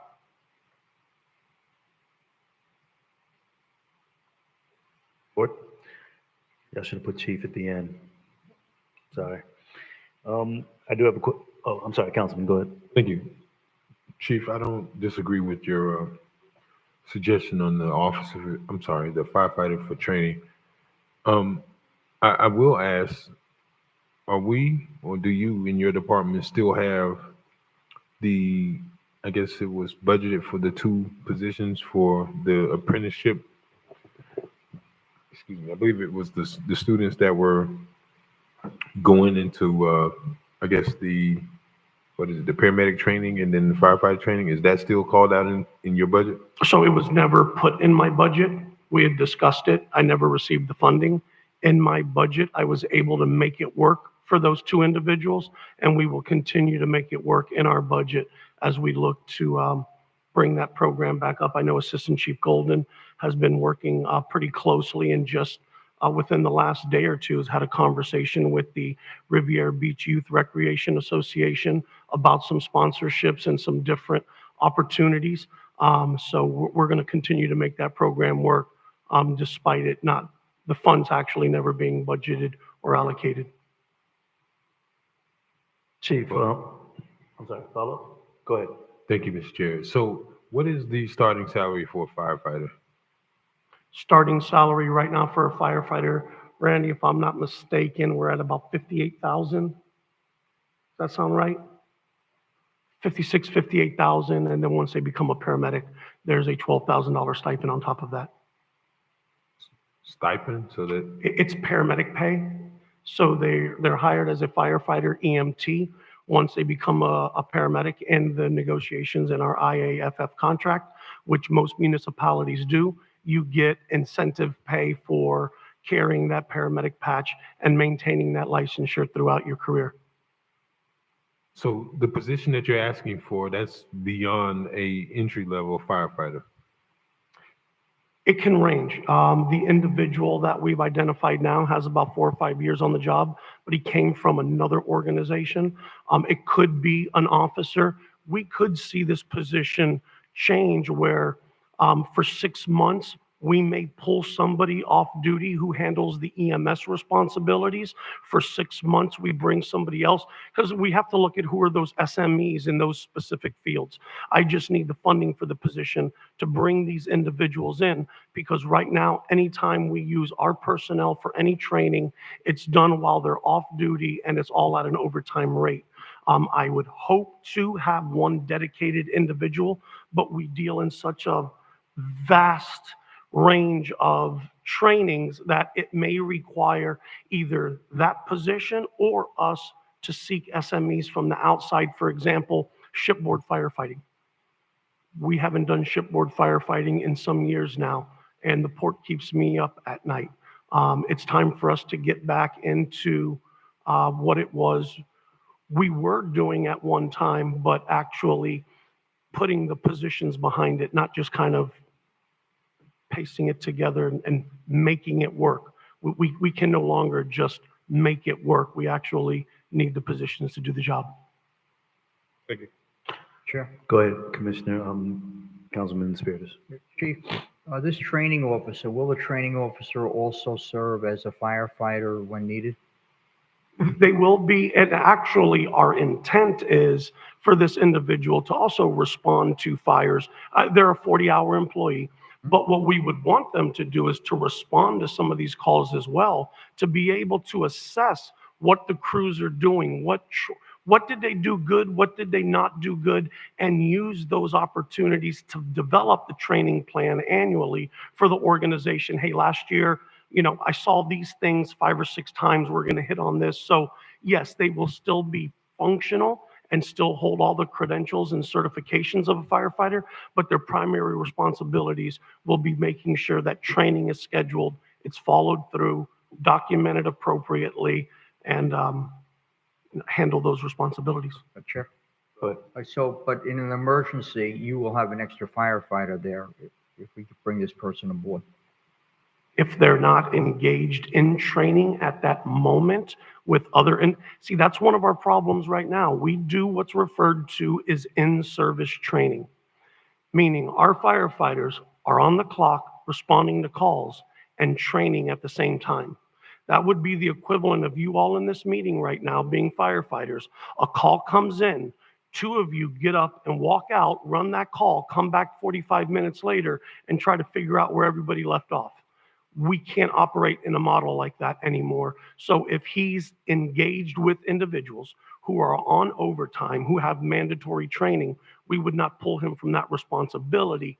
But yes, in certain circumstances, we would have an extra body we could call on to assist, whether it be a hurricane, whether it be, a large scale incident that would be available to us Monday through Friday, 9 to 5. Thank you. Yes, sir. And Chief, thank you for the meeting you took with legislative aid, because he definitely reported back this was a big component of what we need in our department. So this is something that I want to make sure we advocate for. I have a question in regards to where we stand with 2448 or 2472. I understand that if we do go with the 2472, that you're going to have an uptick of new firefighters and a lot of new departments that you need to train. So I'm assuming that this position is going to be vital if we definitely go to 2472, where it's already vital, but increasing the number of firefighters is going to cause for us to definitely have that need there as well. Thank you for the segue into discussion on additional shift personnel. Yep. So this report that was done by a third party talked about our staffing levels as they currently exist. We don't meet the best practice in Palm Beach County as it relates to what the staffing model is of 3 individuals on a fire truck, 3 individuals on an ambulance or rescue truck. We currently run 2 and 2. That model is old and antiquated. And after this report came out, we realized that the 2472 schedule, and I'm going to say me, I realized that the 2472 schedule would be detrimental to our organization and would provide no benefit to the department nor the community. It's basically taking our department and stretching it even thinner. Yes, we would have to hire more people, but our minimum daily staffing wouldn't increase. So in conversations with the union, they understood that. They've decided to stick with a 2448 model, but in lieu of the 2472, they would want to see increased staffing on a daily level. Currently, our minimum staffing daily right now is 19, and we're having negotiations right now about incrementally increasing our staffing so that, one, we meet the standard that has been set forth in Palm Beach County, which will open many other doors to automatic aid and a few other things. So this discussion on additional shift personnel will come back to you all here as it relates to our negotiations with the union. I believe we are very close. They understand what it is I'm trying to do, and they've agreed and stepped back from their position on the 2472s. But in lieu, they want to ensure that their firefighters are operating in a safe environment and that we are actually increasing the level of service to the community. So we don't know what that number is yet. That is still being negotiated, but this is kind of priming the pump for you all to understand that as part of these union negotiations, there will be some concessions made on the city's behalf to increase our minimum daily staffing. Mr. Chair. Go ahead. Mr. Evans, clearly the $500,000 number is not going to be an accurate number since we have the fire department negotiation going on and the superior police officers now are negotiating. Are we going to come back with an amended number at the next meeting? Mr. Chair, if I may. Please. Just to see clarity on the question, an amended number with regards to what we put on the table from the union negotiation on fire? No. From what we have right now, you said if we were to accept all of these requests, there would be a $500,000 increase. Mr. Chair, if I may. Go ahead. Yes, so if there are additions that the board adds to the budget, we would, have that reflected and the budget would be modified and the millage rate would be modified to fund what the board's desires are. Okay, thank you. Thank you. Thank you, Chief. Next, Development Services.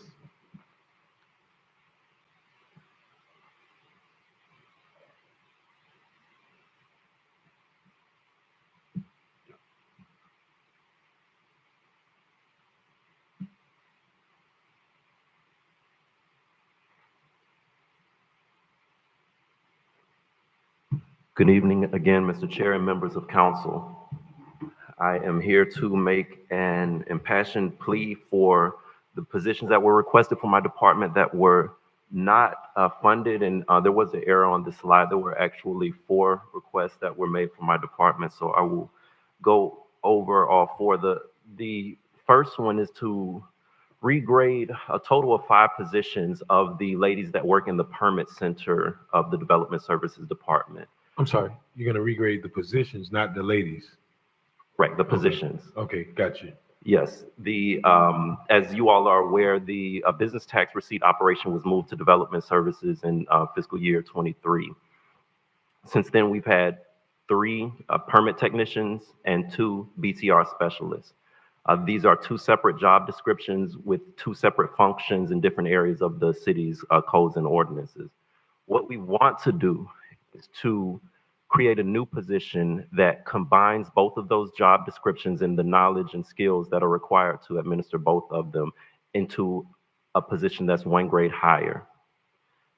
We believe this, we know this would improve the level of service of customers coming into the permit center because regardless of your issue that you would come to see us for, any one of the staff members at the front would be able to assist you. But we also want to fairly compensate those ladies for learning an additional job and the information and technical skills are required for it.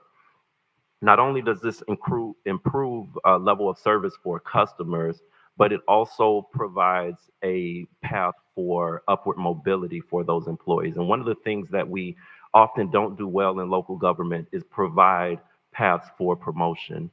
If a person comes to the city as a permit technician,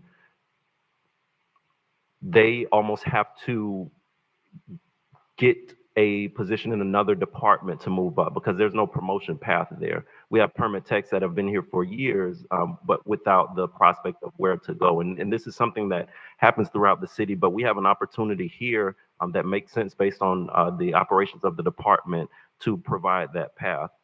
This is what we want to do, and as you can see from the screen there, the cost of it is very small. We're looking at $35,000 to reclassify those positions and give them the standard bump for moving up a pay grade.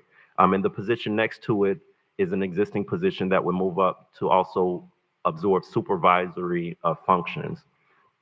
Between the two, this would increase the level of service, provide a path for promotion within the department, and it's not a lot of money. We're talking about $42,000. The division, the Permits and Inspections Division, has brought in $1.5 million thus far this fiscal year. This is an amount that is not included in the general fund. As the Director of Finance has said already, these funds have to be kept separate and can only be utilized for activities of the administration of the Florida Building Code. So this does not affect the general fund and the bottom line of the budget. The money is there. This is low-hanging fruit in terms of the cost, but it means a lot to the persons in those positions to have something to aspire to when they take positions here at the City of Riviera Beach. So we believe this is something that's an easy ask that doesn't affect the general fund budget. The funds are there, and it would do a lot to attract and retain the best here at the City of Riviera Beach. So those are the first 2 requests we're making. Again, in summary, There are 5 permit techs and BTR specialists. We would like to combine those job descriptions and reclassify the position 1 grade higher. And then the development services coordinator would become the supervisor of those front counter staffs. And that position would also go up 1 level to assist our operations manager who oversees that entire division, have some different levels of supervisory functions in the division. Any thoughts, sir? Yes. Councilman, go ahead. Oh my gosh, Mr. Simmons, you sound like the guy at the end of a automotive commercial that says all of the fine print that you can't read very fast. So, I gotta say, right, if these are such a nominal amount as you say, or it's a small dollar amount, and your budget for the building fund or the permit fees that you raise are not combined with the general fund. If that's really true, then why such a nominal amount? If that's not impacting the citywide fund, I mean, why not pay them at the upper end of the scale? Because the issues that I'm seeing specifically around what occurs in largely your department is there's been a lot of staff turnover. So how do we change that? How do we make it where a person can be compensated and it literally doesn't have an impact on the overall city's budget? Which brings up another point. I mean, are there administrative fees that we charge to that department for that budget, for the fund? No? So, I mean, would there some consideration? Because, I mean, if it doesn't, I mean, I would love to be able to pay every employee in here $100,000 at the city of Riviera Beach. Practically, we know that's not possible. But if you're not affected by it, why not really live up to the true mantra of the city to be the best city in which to live, work, and play, and not be such a modest amount? Mr. Chair, if I may respond. Go ahead, sir. I too would love to compensate more. However, as I understand the policy in HR and finances, when you are moved to a higher position, you get the minimum of the next grade or 5%, whichever is higher. And this number reflects that. But if there is a possibility to adjust that considering the uniqueness of this division, I'm absolutely open to it. And I'm sure the affected staff would be supportive of that as well. Mr. Chair, if I may. Mr. Evans, go ahead. Also, we have to understand that we are in the confines of a collective bargaining agreement as well. And so when there is movement into positions, we have to be conscientious of those that are in the range. And so if you do place a premium on certain positions in the agency that happen to be in that range and they're treated differently, then you have an unfair labor practice with regards to that. And so if we are going to make the change and modifications, it's better for us to modify the policy and to say the policy is now 10% between the ranges if there is an upgrade, versus a situation where you pick and choose the positions that are paid at a higher rate, because that lends itself to some challenges in regards to that. And so HR can probably provide more specificities on that. But that is one of the things that when we've had conversations about the utility district, development services, and even certain positions in public safety, that, as much as people want to pay more, there are some challenges that may present itself as a result of that. So we just have to be careful. Sure. Councilman McCoy, you finished? Thank you, sir. Dr. Spears, go ahead. Thurmans, the $1 million that you're getting in plus whatever it is, plus minus whatever for your permit fees, does any of that go to CAP? Yes. When we are understaffed, when we are experiencing turnover, we rely on CAP to fill in the gap to ensure there isn't a significant decrease in the turnaround times for our inspections and plan reviews as well. So yes, there are regular situations when some of that funds allocated for the department's budget goes to CAP. Sure. Go ahead, Dr. Spears. Would it make any sense to hire one more person rather than giving the money to CAP? If we can recruit the person, our preference is not to use third party. We do find that the quality of customer service and adherence to standards is better with in-house staff. It's just the challenge of recruiting and retaining the staff members with those skill sets. So an additional position certainly would not hurt as long as it is filled. Right now, we have 2 vacancies in that division, and they are 2 very important. Actually, it's 3, 2 inspectors and 1 combination plans examiner. And they are very important positions. If a 4th one certainly would not hurt, but it doesn't change the fact that filling those positions with qualified persons is very challenging right now. Mr. Chair? Go ahead, Dr. I would just hope that you'd be able to find those people and fill those positions rather than giving the money out to a third party. Agreed. Thank you. I mean, I agree with that, and I can certainly understand my colleague's point on that, but I believe that those types of jobs at many municipalities, they have that same issue. So it's not something that's just specific to Riviera Beach. I think a lot of agencies are dealing with filling those positions because they can go and work for people like CAP and make more money and have more benefits. So it's been very difficult for the cities to attract people in those positions. So, I mean, if we can do it, great, but I know that has been a challenge for a few years now.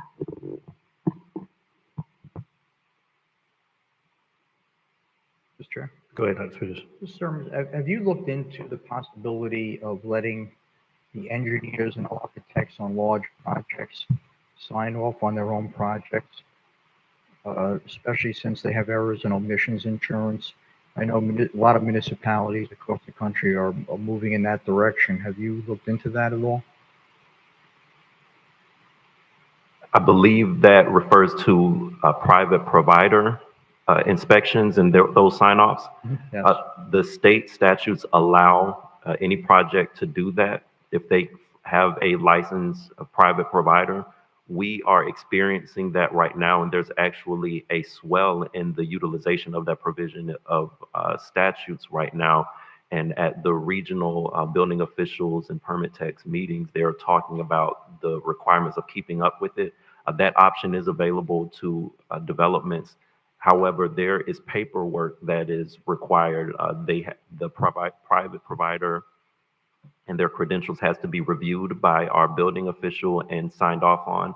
And then those private inspections that are signed off on, all of them have to be provided to the city and reviewed and properly filed. And we have to verify that they're done correctly and that they have done all the inspections that are required of the job, even if they have their own person doing it. So in a way, it makes it quicker for them in that they don't have to go through the city to schedule and do those inspections. However, it does create a significant paperwork load for our staff to file and review all of the work that's done, because at the end of the day, we are issuing the certificate of occupancy under the license of our building official, who has to be able to certify that everything was done properly, which comes back to the immense amount of work that our permit techs are under. And this year so far, we've had 2,807 permit applications in the city. Each time those permits come in, they have to touch them multiple times. They have to route the plans to the correct reviewers. When they're approved by the reviewers, then they have to stamp everything, put the information in the system, make phone calls and emails. Each permit is a lot of work and a lot of touches. And what we want to do with this regrade is to respect the amount of work that comes with these jobs, but also give those hardworking ladies a ladder to climb as they work and put this effort into to this operation. But the private providers are an option that are currently very heavily utilized, but it does create a lot of work for city staff. Sure. Go ahead. I agree, but I just think that it's going to take a combination. It's going to be a hybrid, because when you're building a 25-story building, with 500 units, and you're building a marina project, you don't have enough staff people to do those inspections. Even if you fill those slots that you're talking about now, it would help us from a liability standpoint as well if someone who has errors and omissions insurance is signing off on those projects. So I think you ought to start looking at a hybrid, especially if we stay on track and the city starts developing the way we expect it to. I think you're going to need more staff, and we're going to need the the professionals that are working for these developers to sign off as well. Thank you. If I may continue, Mr. Chair? Please. The next position that was requested was for a planner one to augment our planning and zoning division. One reorganization that took place several years ago when I started was to add or reclassify one of our positions to a principal planner to focus on long range. And Chairman Lawson, I know you know acutely how important it is for us to make sure our comprehensive plan is updated, but we're in that process. But once it is updated, to ensure that we carry out the goals, policies, and objectives in that plan, and those that requires someone to own those workflows and follow through with those plans that are in it. Right now, we have one principal planner. This request was for a planner one to report to that person. In addition to all of the objectives and plans in our comprehensive plan, we also have neglected neighborhood planning for some time in the city, and this position could better address that. We are becoming more sophisticated in our development processes and the types of projects that we approve here in the city. The programs such as MEHOP administration does require a lot of oversight and paperwork review, and this additional position can assist with that. We have created, and again, with changing and making more sophisticated development in the city, and Art in Public Places program. There's a new advisory board that reports to the department to administer that program. The clerking and administrative support for it would fall under this, as also participation in the different regional boards in South Florida that deal with long-range planning. These are all roles that we are doing our best to keep up with, but would be better supported with this additional position. So that is an additional ask that came from the department. And then finally, the fourth one was related to the existing GIS technician position that's in the department. Is staffed. However, we are relying more heavily on third party for GIS services for the city. This position is currently used in a multitude of needs and projects for the department. So the request was to reclassify the GIS technician position to a projects assistant. But this is the list of requests that was made from department, and we hope that you would find it to be supportive of them.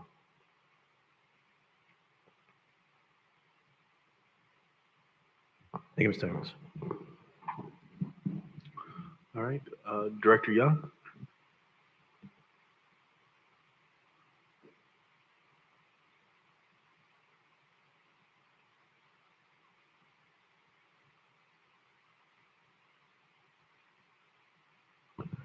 Good evening, Chair, Council, Casey Young, Parks and Recreation Director.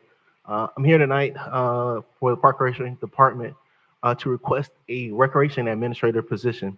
What this position would be for the department would be to provide highly skilled administrative support, especially with our online registration. So again, one of the tasks that one of the goals that we're looking to achieve moving forward for next year will be to have available online registration for all our recreation programs, including facility rentals, POS, everything to be automated. So we're looking for ways that we can automate our processes. Also looking to, add support as far as managing our finances, the way they come in, our revenue, being able to provide reports and analyzing those reports that come in, so that, as a director of a department, to be able to make good decisions on that information that is provided. So again, this is a position that I've seen in other municipalities that help with, again, with the software or the software that processes our registration through that system. So again, this is a position that is critical for us, especially moving forward, where we're looking to automate those systems. Councilman, go ahead. Thank you, Mr. Chair. So, I'm inclined to say yes, or even agree. However, I'm under multiple reports where we are severely low on our recreation activities as far as participants. So how do you justify us being able to put on a park or recreation administrator?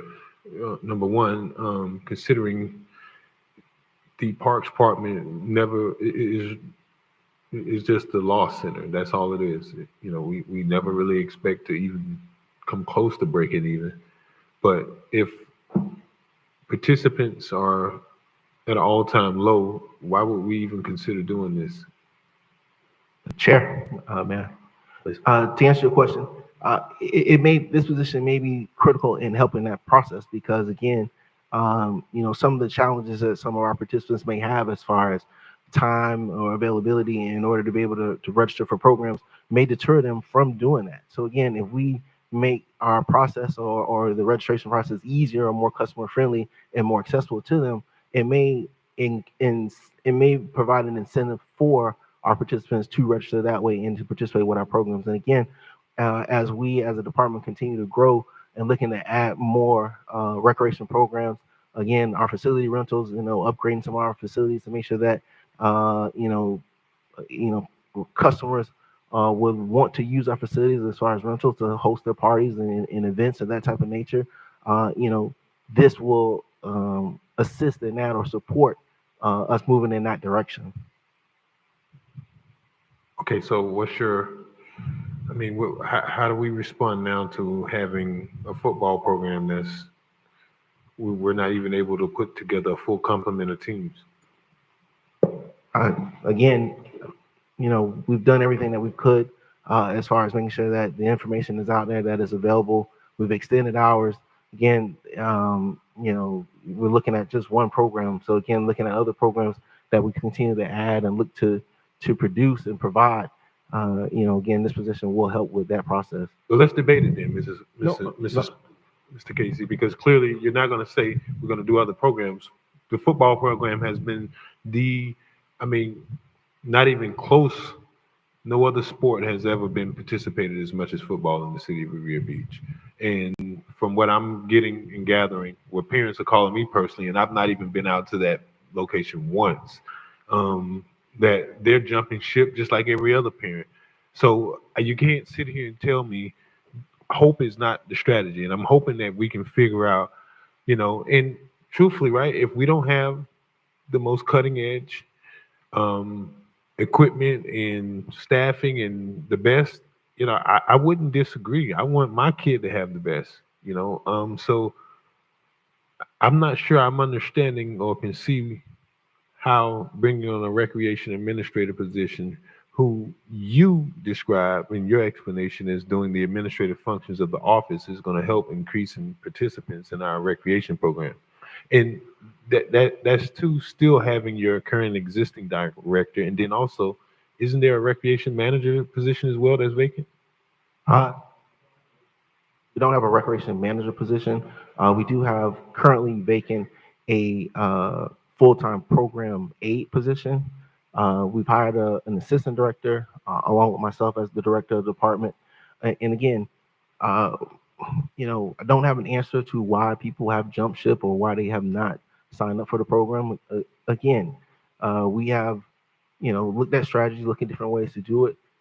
Some of our teams are full. We have had struggles with the older team this year, which is unfortunate. But again, from our 12U down, if we're just talking about strictly just football, from our 12U down, we do have teams that we are going to field this year that are, out practicing, ready to go. So I would encourage you to come out and take a look at it and see what the participation numbers are. Now, they may not be what the participation were from last year because they may have had multiple teams and for whatever reason, as you described, people have jumped ship. But again, we are, looking to provide a great experience for those parents that have signed up for this year. And again, not in hope, but again, to show that, to gain their trust and for them to come back. Mr. Chair, if I may. Sir. Also, one of the things that the department director has been challenged with is that there was a pretty vicious rumor with regards to us not doing football this year. And so when that information came out, there was a lot of folks that signed up for other programs, and even to the point where Director Young shared with me, even some of the coaches at higher levels at the high school level were surprised that we in fact were moving forward with our football program. Persons cannot complain with regards to equipment and uniforms. We've probably made more investments in equipments and uniforms over the last couple of years than we've made in a very long time as an agency. In addition to Director Young under his leadership, we talked about the in-game experience and how to effectively look to improve that. So I believe him and his team are working on trying to make the improvements necessary. But there was some challenges that they did face with respect to losing some kids, as a rumor was going around that we were not doing our football program. And so I know one of the things that they have spoke of is also getting ready to spin up for different programs right immediately following football, and to make sure that there is a list of recreational programming and keeping the offerings, as well as the study hall program that we're going to have as part of working with YEP to ensure our kids are not just performing on the field, they're also performing in the classroom. So we're looking at recreational from a holistic perspective. But I think that's probably where you're finding some of the numbers down, in addition to once the high school football teams make their selections on the freshman team, if they can't carry an additional kids, we anticipate those kids to fill in on our older team. So there are some things that the team is doing to try to ramp up registration. One of the things that we are going to have to talk about later on is also the fees for service. We are the best deal in town, the best deal probably in the county when you look at our sports and recreation and the like. And so I know that's some of the things that the department director has looked at, and I think you're going to see a huge change in Parks and Recreation concerning facilities, amenities, and I think, Casey, there's no better time than present to share about the grant that Parks and Recreation just received notification on. Yes, so we did receive a grant from Urban Forestry from the USDA for $1.3 million that will assist in removing of invasives and exotics throughout the city, also for planting in order to improve the green spaces throughout the city. So again, it will help to beautify parks and the other designate locations throughout the city, to help in that manner. And again, just for registration purposes, my recommendation is that, with this position that again, giving us access to be able to provide online registration to make it more accessible to our parents. Again, I've gone through, 4 full day trainings in order to get the registration up and running just for football. So again, we've seen an uptick in parents and customers registering online this year, just because, again, we took the time to really invest in getting it up and running and make it as customer friendly as possible. So again, those are things that we're going to continue to work on to get better at, to make our parents, our customers, our participants all feel comfortable with registering that way, instead of having to, maybe be inconvenienced and having to come, out to our registration office in order to complete that process. And I guess to just, No, Commissioner Miller? Okay, and I guess to piggyback on that, the concern has been, I haven't seen the numbers reduced that much in regards to registration. I've been to a few of the practices. I think that the concern here is what we've addressed multiple times. Our department heads are reduced to being marketers and advertisers for the department, where this is why I've been advocating for a media marketing communications director, because that would actually get the message out. I saw minimal promotion for that department, and I think that the assistance with having somebody in communications, putting that message out to the residents, putting those flyers out, letting them know that the services are coming available, promoting it and promoting the organization, it would effectively get those residents to know that we have that service available. I also have heard from the community, we've all heard the concerns with coaches, facilities, and equipment. That's necessarily the rumor or vicious rumors that Mr. Evans is discussing. We have to tell our own story, Mr. Evans. So, colleagues, this is why I'm asking for us to have somebody that can be a director over telling the story, the narrative, so that we can address those vicious rumors that are going out, that we can address the concerns of not having the activities available in the departments and the timeline, knowing residents what timeline they need to have, and when the applications are coming about, what's going to be the schedule, having that information out early, because I've seen maybe one post about football on our social media. Everybody has been using their social media and text messaging. If Casey's not getting that support, I'm sorry, Director Young's not getting that support over at the Parks and Rec to advertise for football, we're not going to get a good response from our residents. So giving them that support with our POI, with our marketing and communications department, to let the marketing team actually do the job so that he can actually manage Parks and Recs. Chair, if I may. Please. And it just one of the duties of this position too will be, again, it's one thing to have conversations with the communications department, but you also have to have someone there to make sure that they provide the information or the content to that department. So again, this will be one of the duties of this position as well, Right. moving forward. Yeah. Ms. Miller Anderson, go ahead. One of the questions I get asked a lot is about Wells's gym, with it not being open quite often. A lot of the kids that are in their mid-30s, they're kind of used to the gym being open, quite often. Is it a staffing issue? Is it a facility issue? Or is it a programming issue as to why it's not being utilized as well as states? So to answer your question, I would say it was probably more of a staffing issue. So again, we have worked hard to hire additional staff. We've hired a few part-time positions that have been able to assist with, we have an open gym program on Sundays. So we're able to staff that program now to give it the proper support that it needed. And then we're also looking at other ways to utilize all of our facilities, parks included, Dan Calloway, Wells. We're looking to add more programs to our menu to be able to utilize those facilities as well. So are there any positions or staffing issues that you need to have addressed outside of that one position in order for that to happen? So this position is a new position. It's an add-on.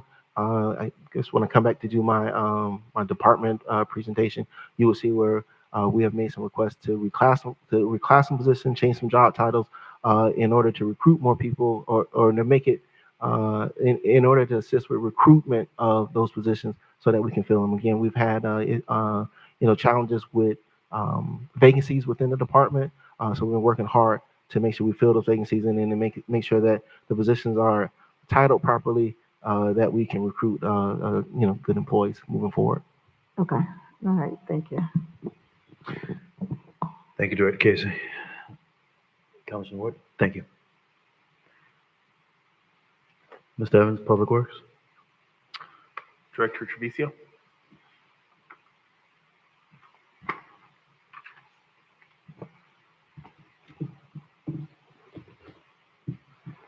Good evening, Chair Pro Tem, members of the City Council, Roberto Travieso, Director of Public Works. For the record, thank you for the opportunity to appear before you tonight to discuss several important personnel requests that the department has submitted as part of the budget that were not included. I wanted to provide you with some background regarding the first item that relates to the funding two maintenance worker positions. The Streets and Grounds Maintenance Division operates or is assigned right now or is authorized 10 positions.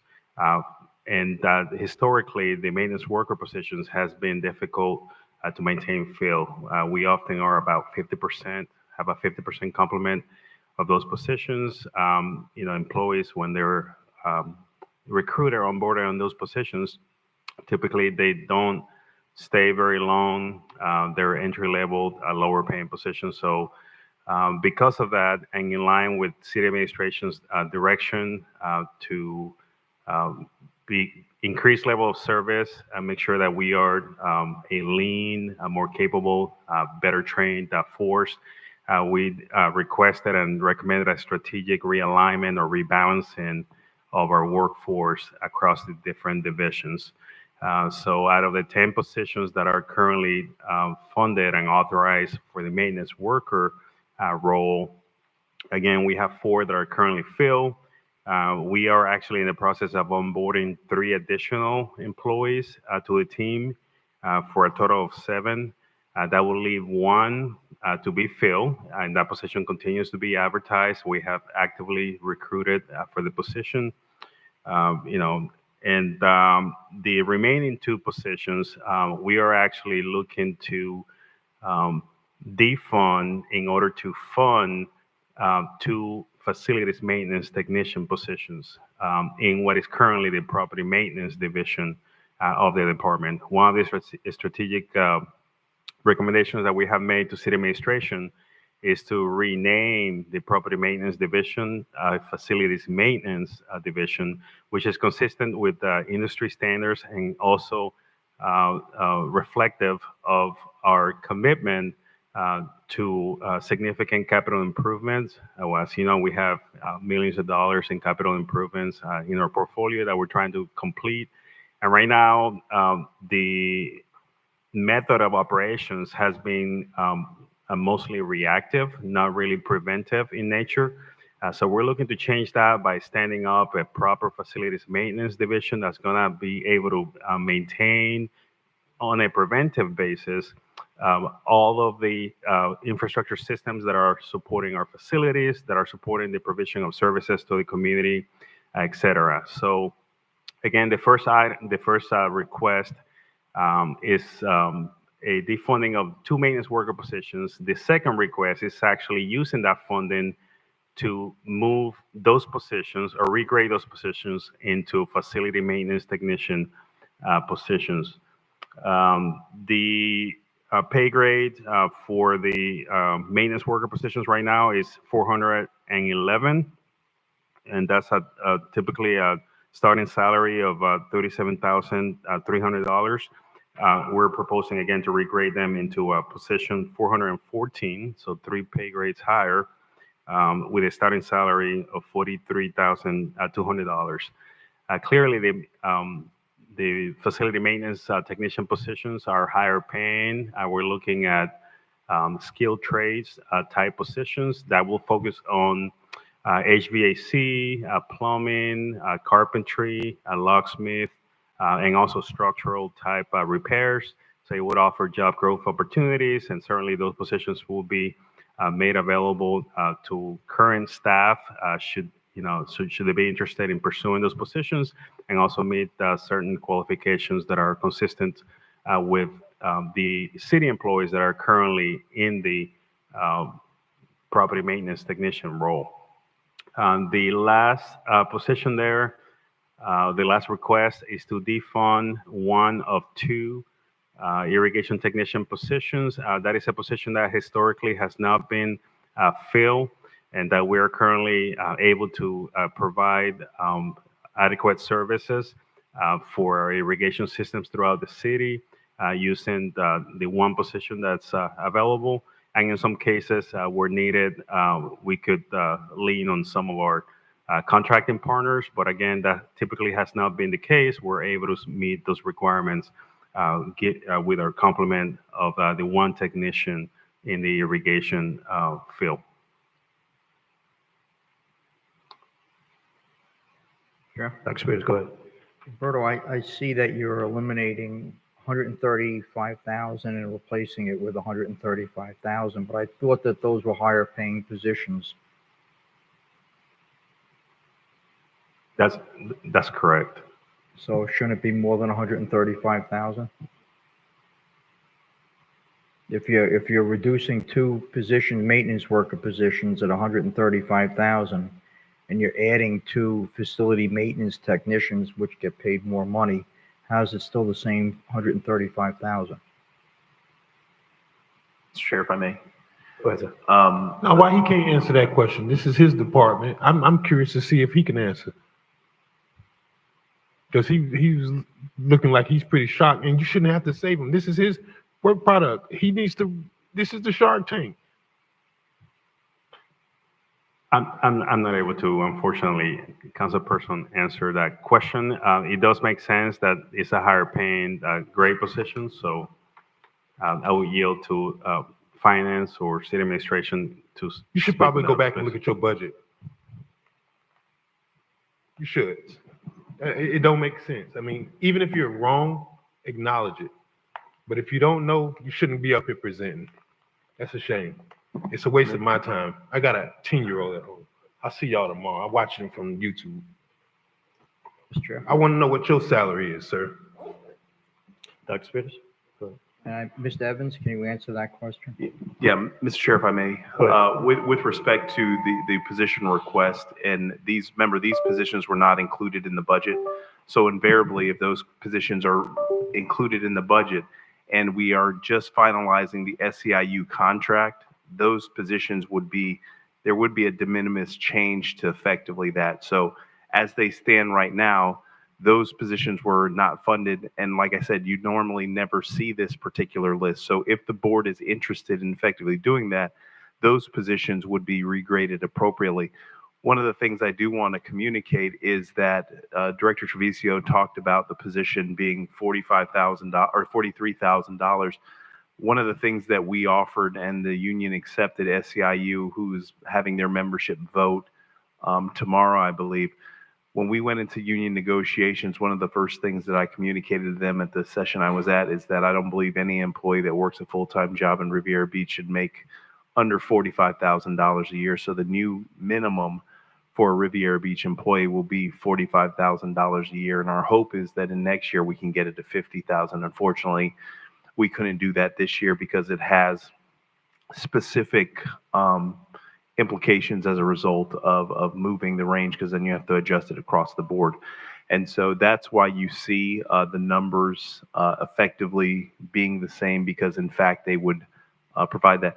And I will tell you that the departments put in the request and then they work collaboratively with finance and those types of things. And, so there is some tweaks, but the work product is something that is done through administration and finances. So there's not a situation where the department directors have been able to go through and comb through some of those things. And so when we do come back to the board, depending on if you would like to see the list of the positions that are in the budget, as well as the list of positions that have been requested, those elements would be resolved, because we're just waiting to see what the union does concerning the contract. If they ratify the contract, then the last step in the process is you all moving on it accordingly.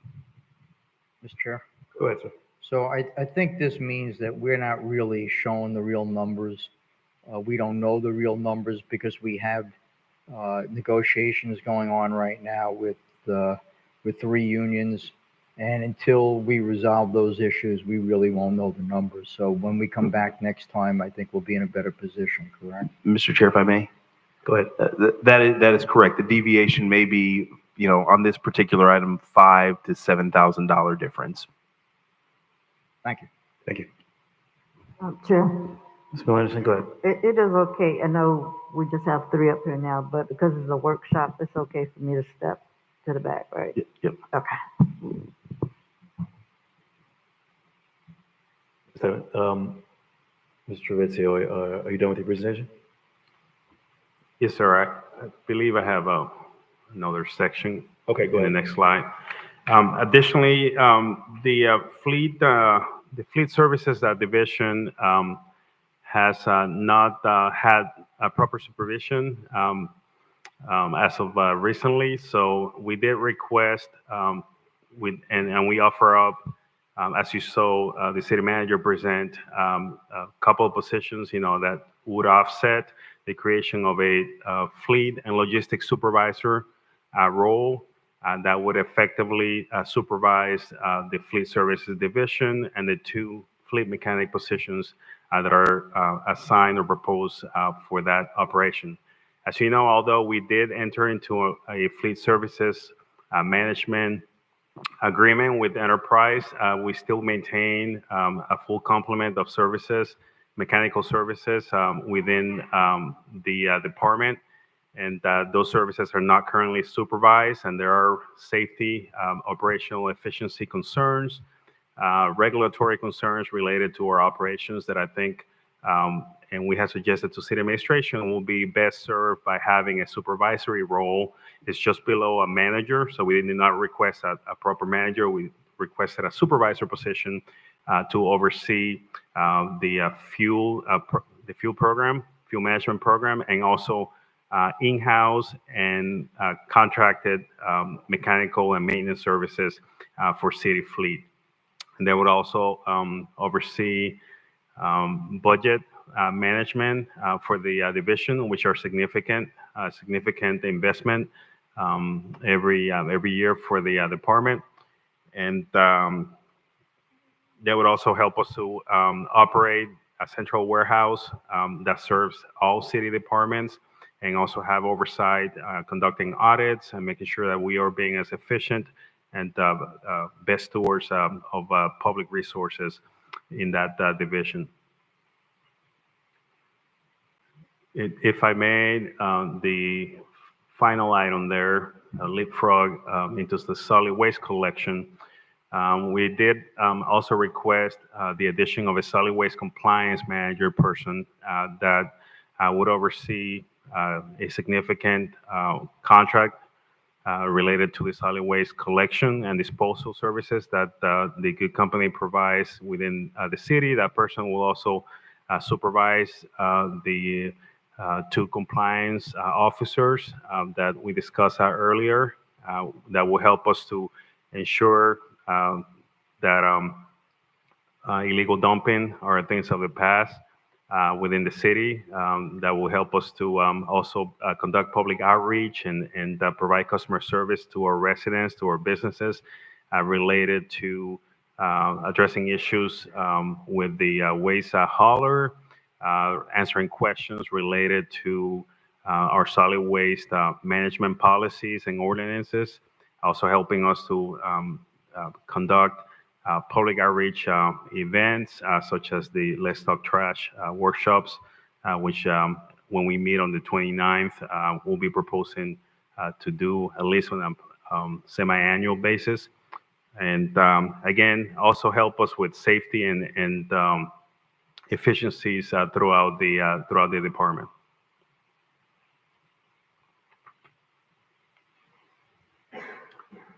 Depending on your questions, that concludes my presentation. Sure.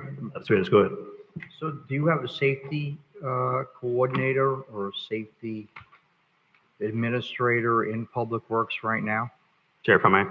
Go ahead. No, we do not have a safety coordinator supervisor. We rely on each division manager and operations manager to provide safety oversight and also our crew leads regarding our daily operations. And certainly we also partner with the Human Resources Department and their safety officer. We work very closely with Mr. Burgess to make sure that we are operating at the highest level of safety. Thanks, sir. And thank you for your presentation, sir. My pleasure. Thank you. Mr. Chair, if I may, I am going to attempt to tag team this particular item on the utility district. But I will ask for Mr. John Armstrong, our utilities engineer, to convey, his perspective concerning the GIS and CAD tech position.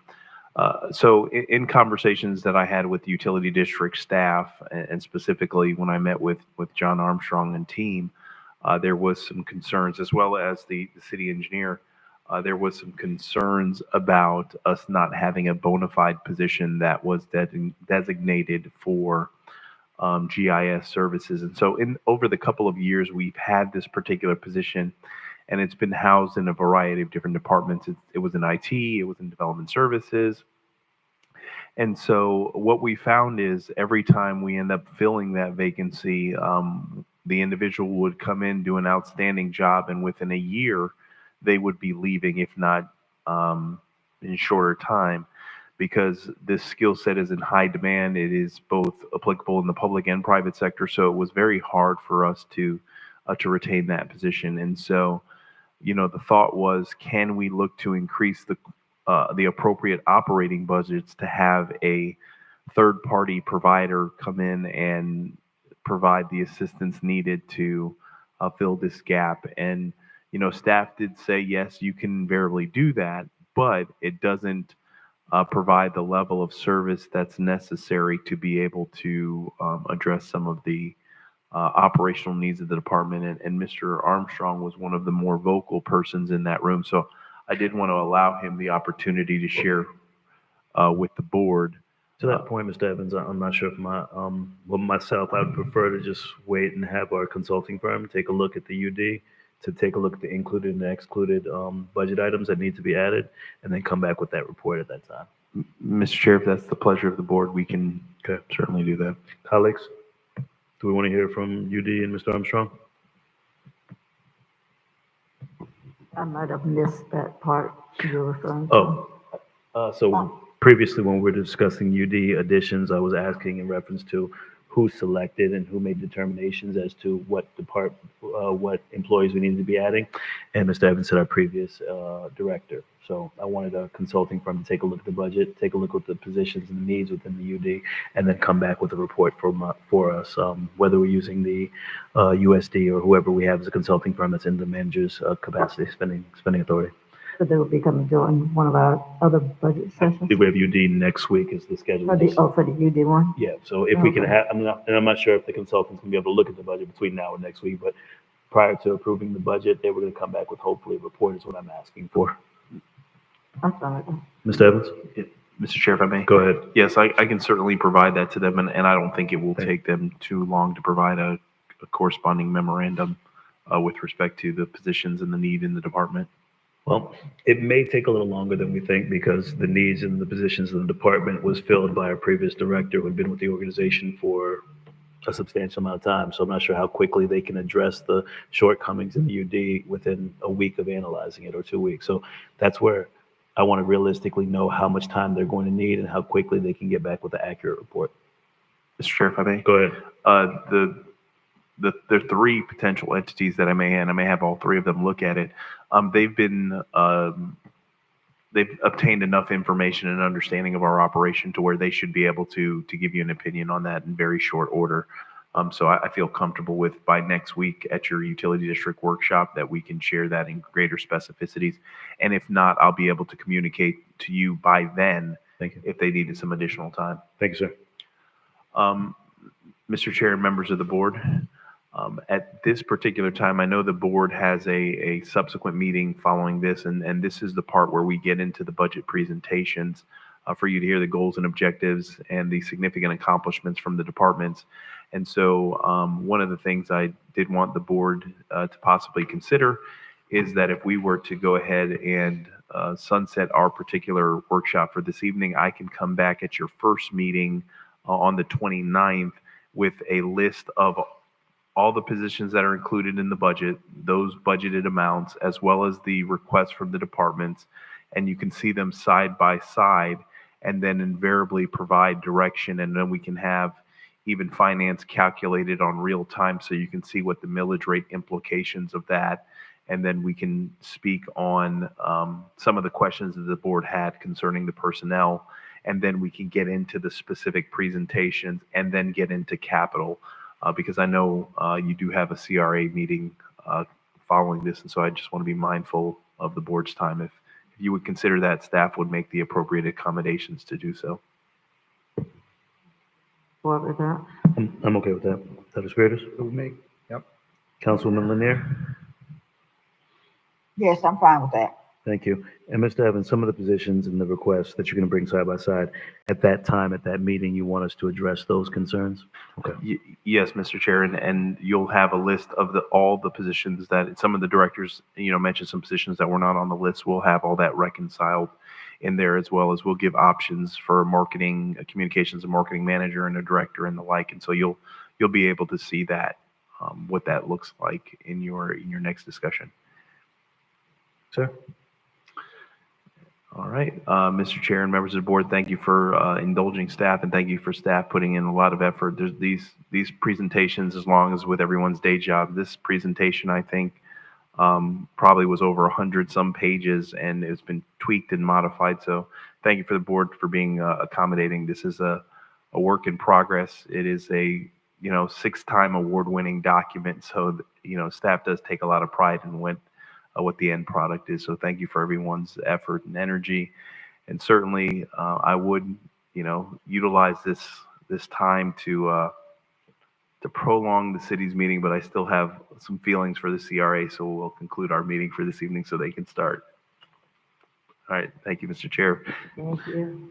Uh, Question from the board? City Attorney, is she online? Anything from City Attorney? Okay. So we're going to adjourn this meeting and we'll call to order our CRA meeting. 5 minutes. Thank you. We'll call to order in 5 minutes. Meeting's adjourned.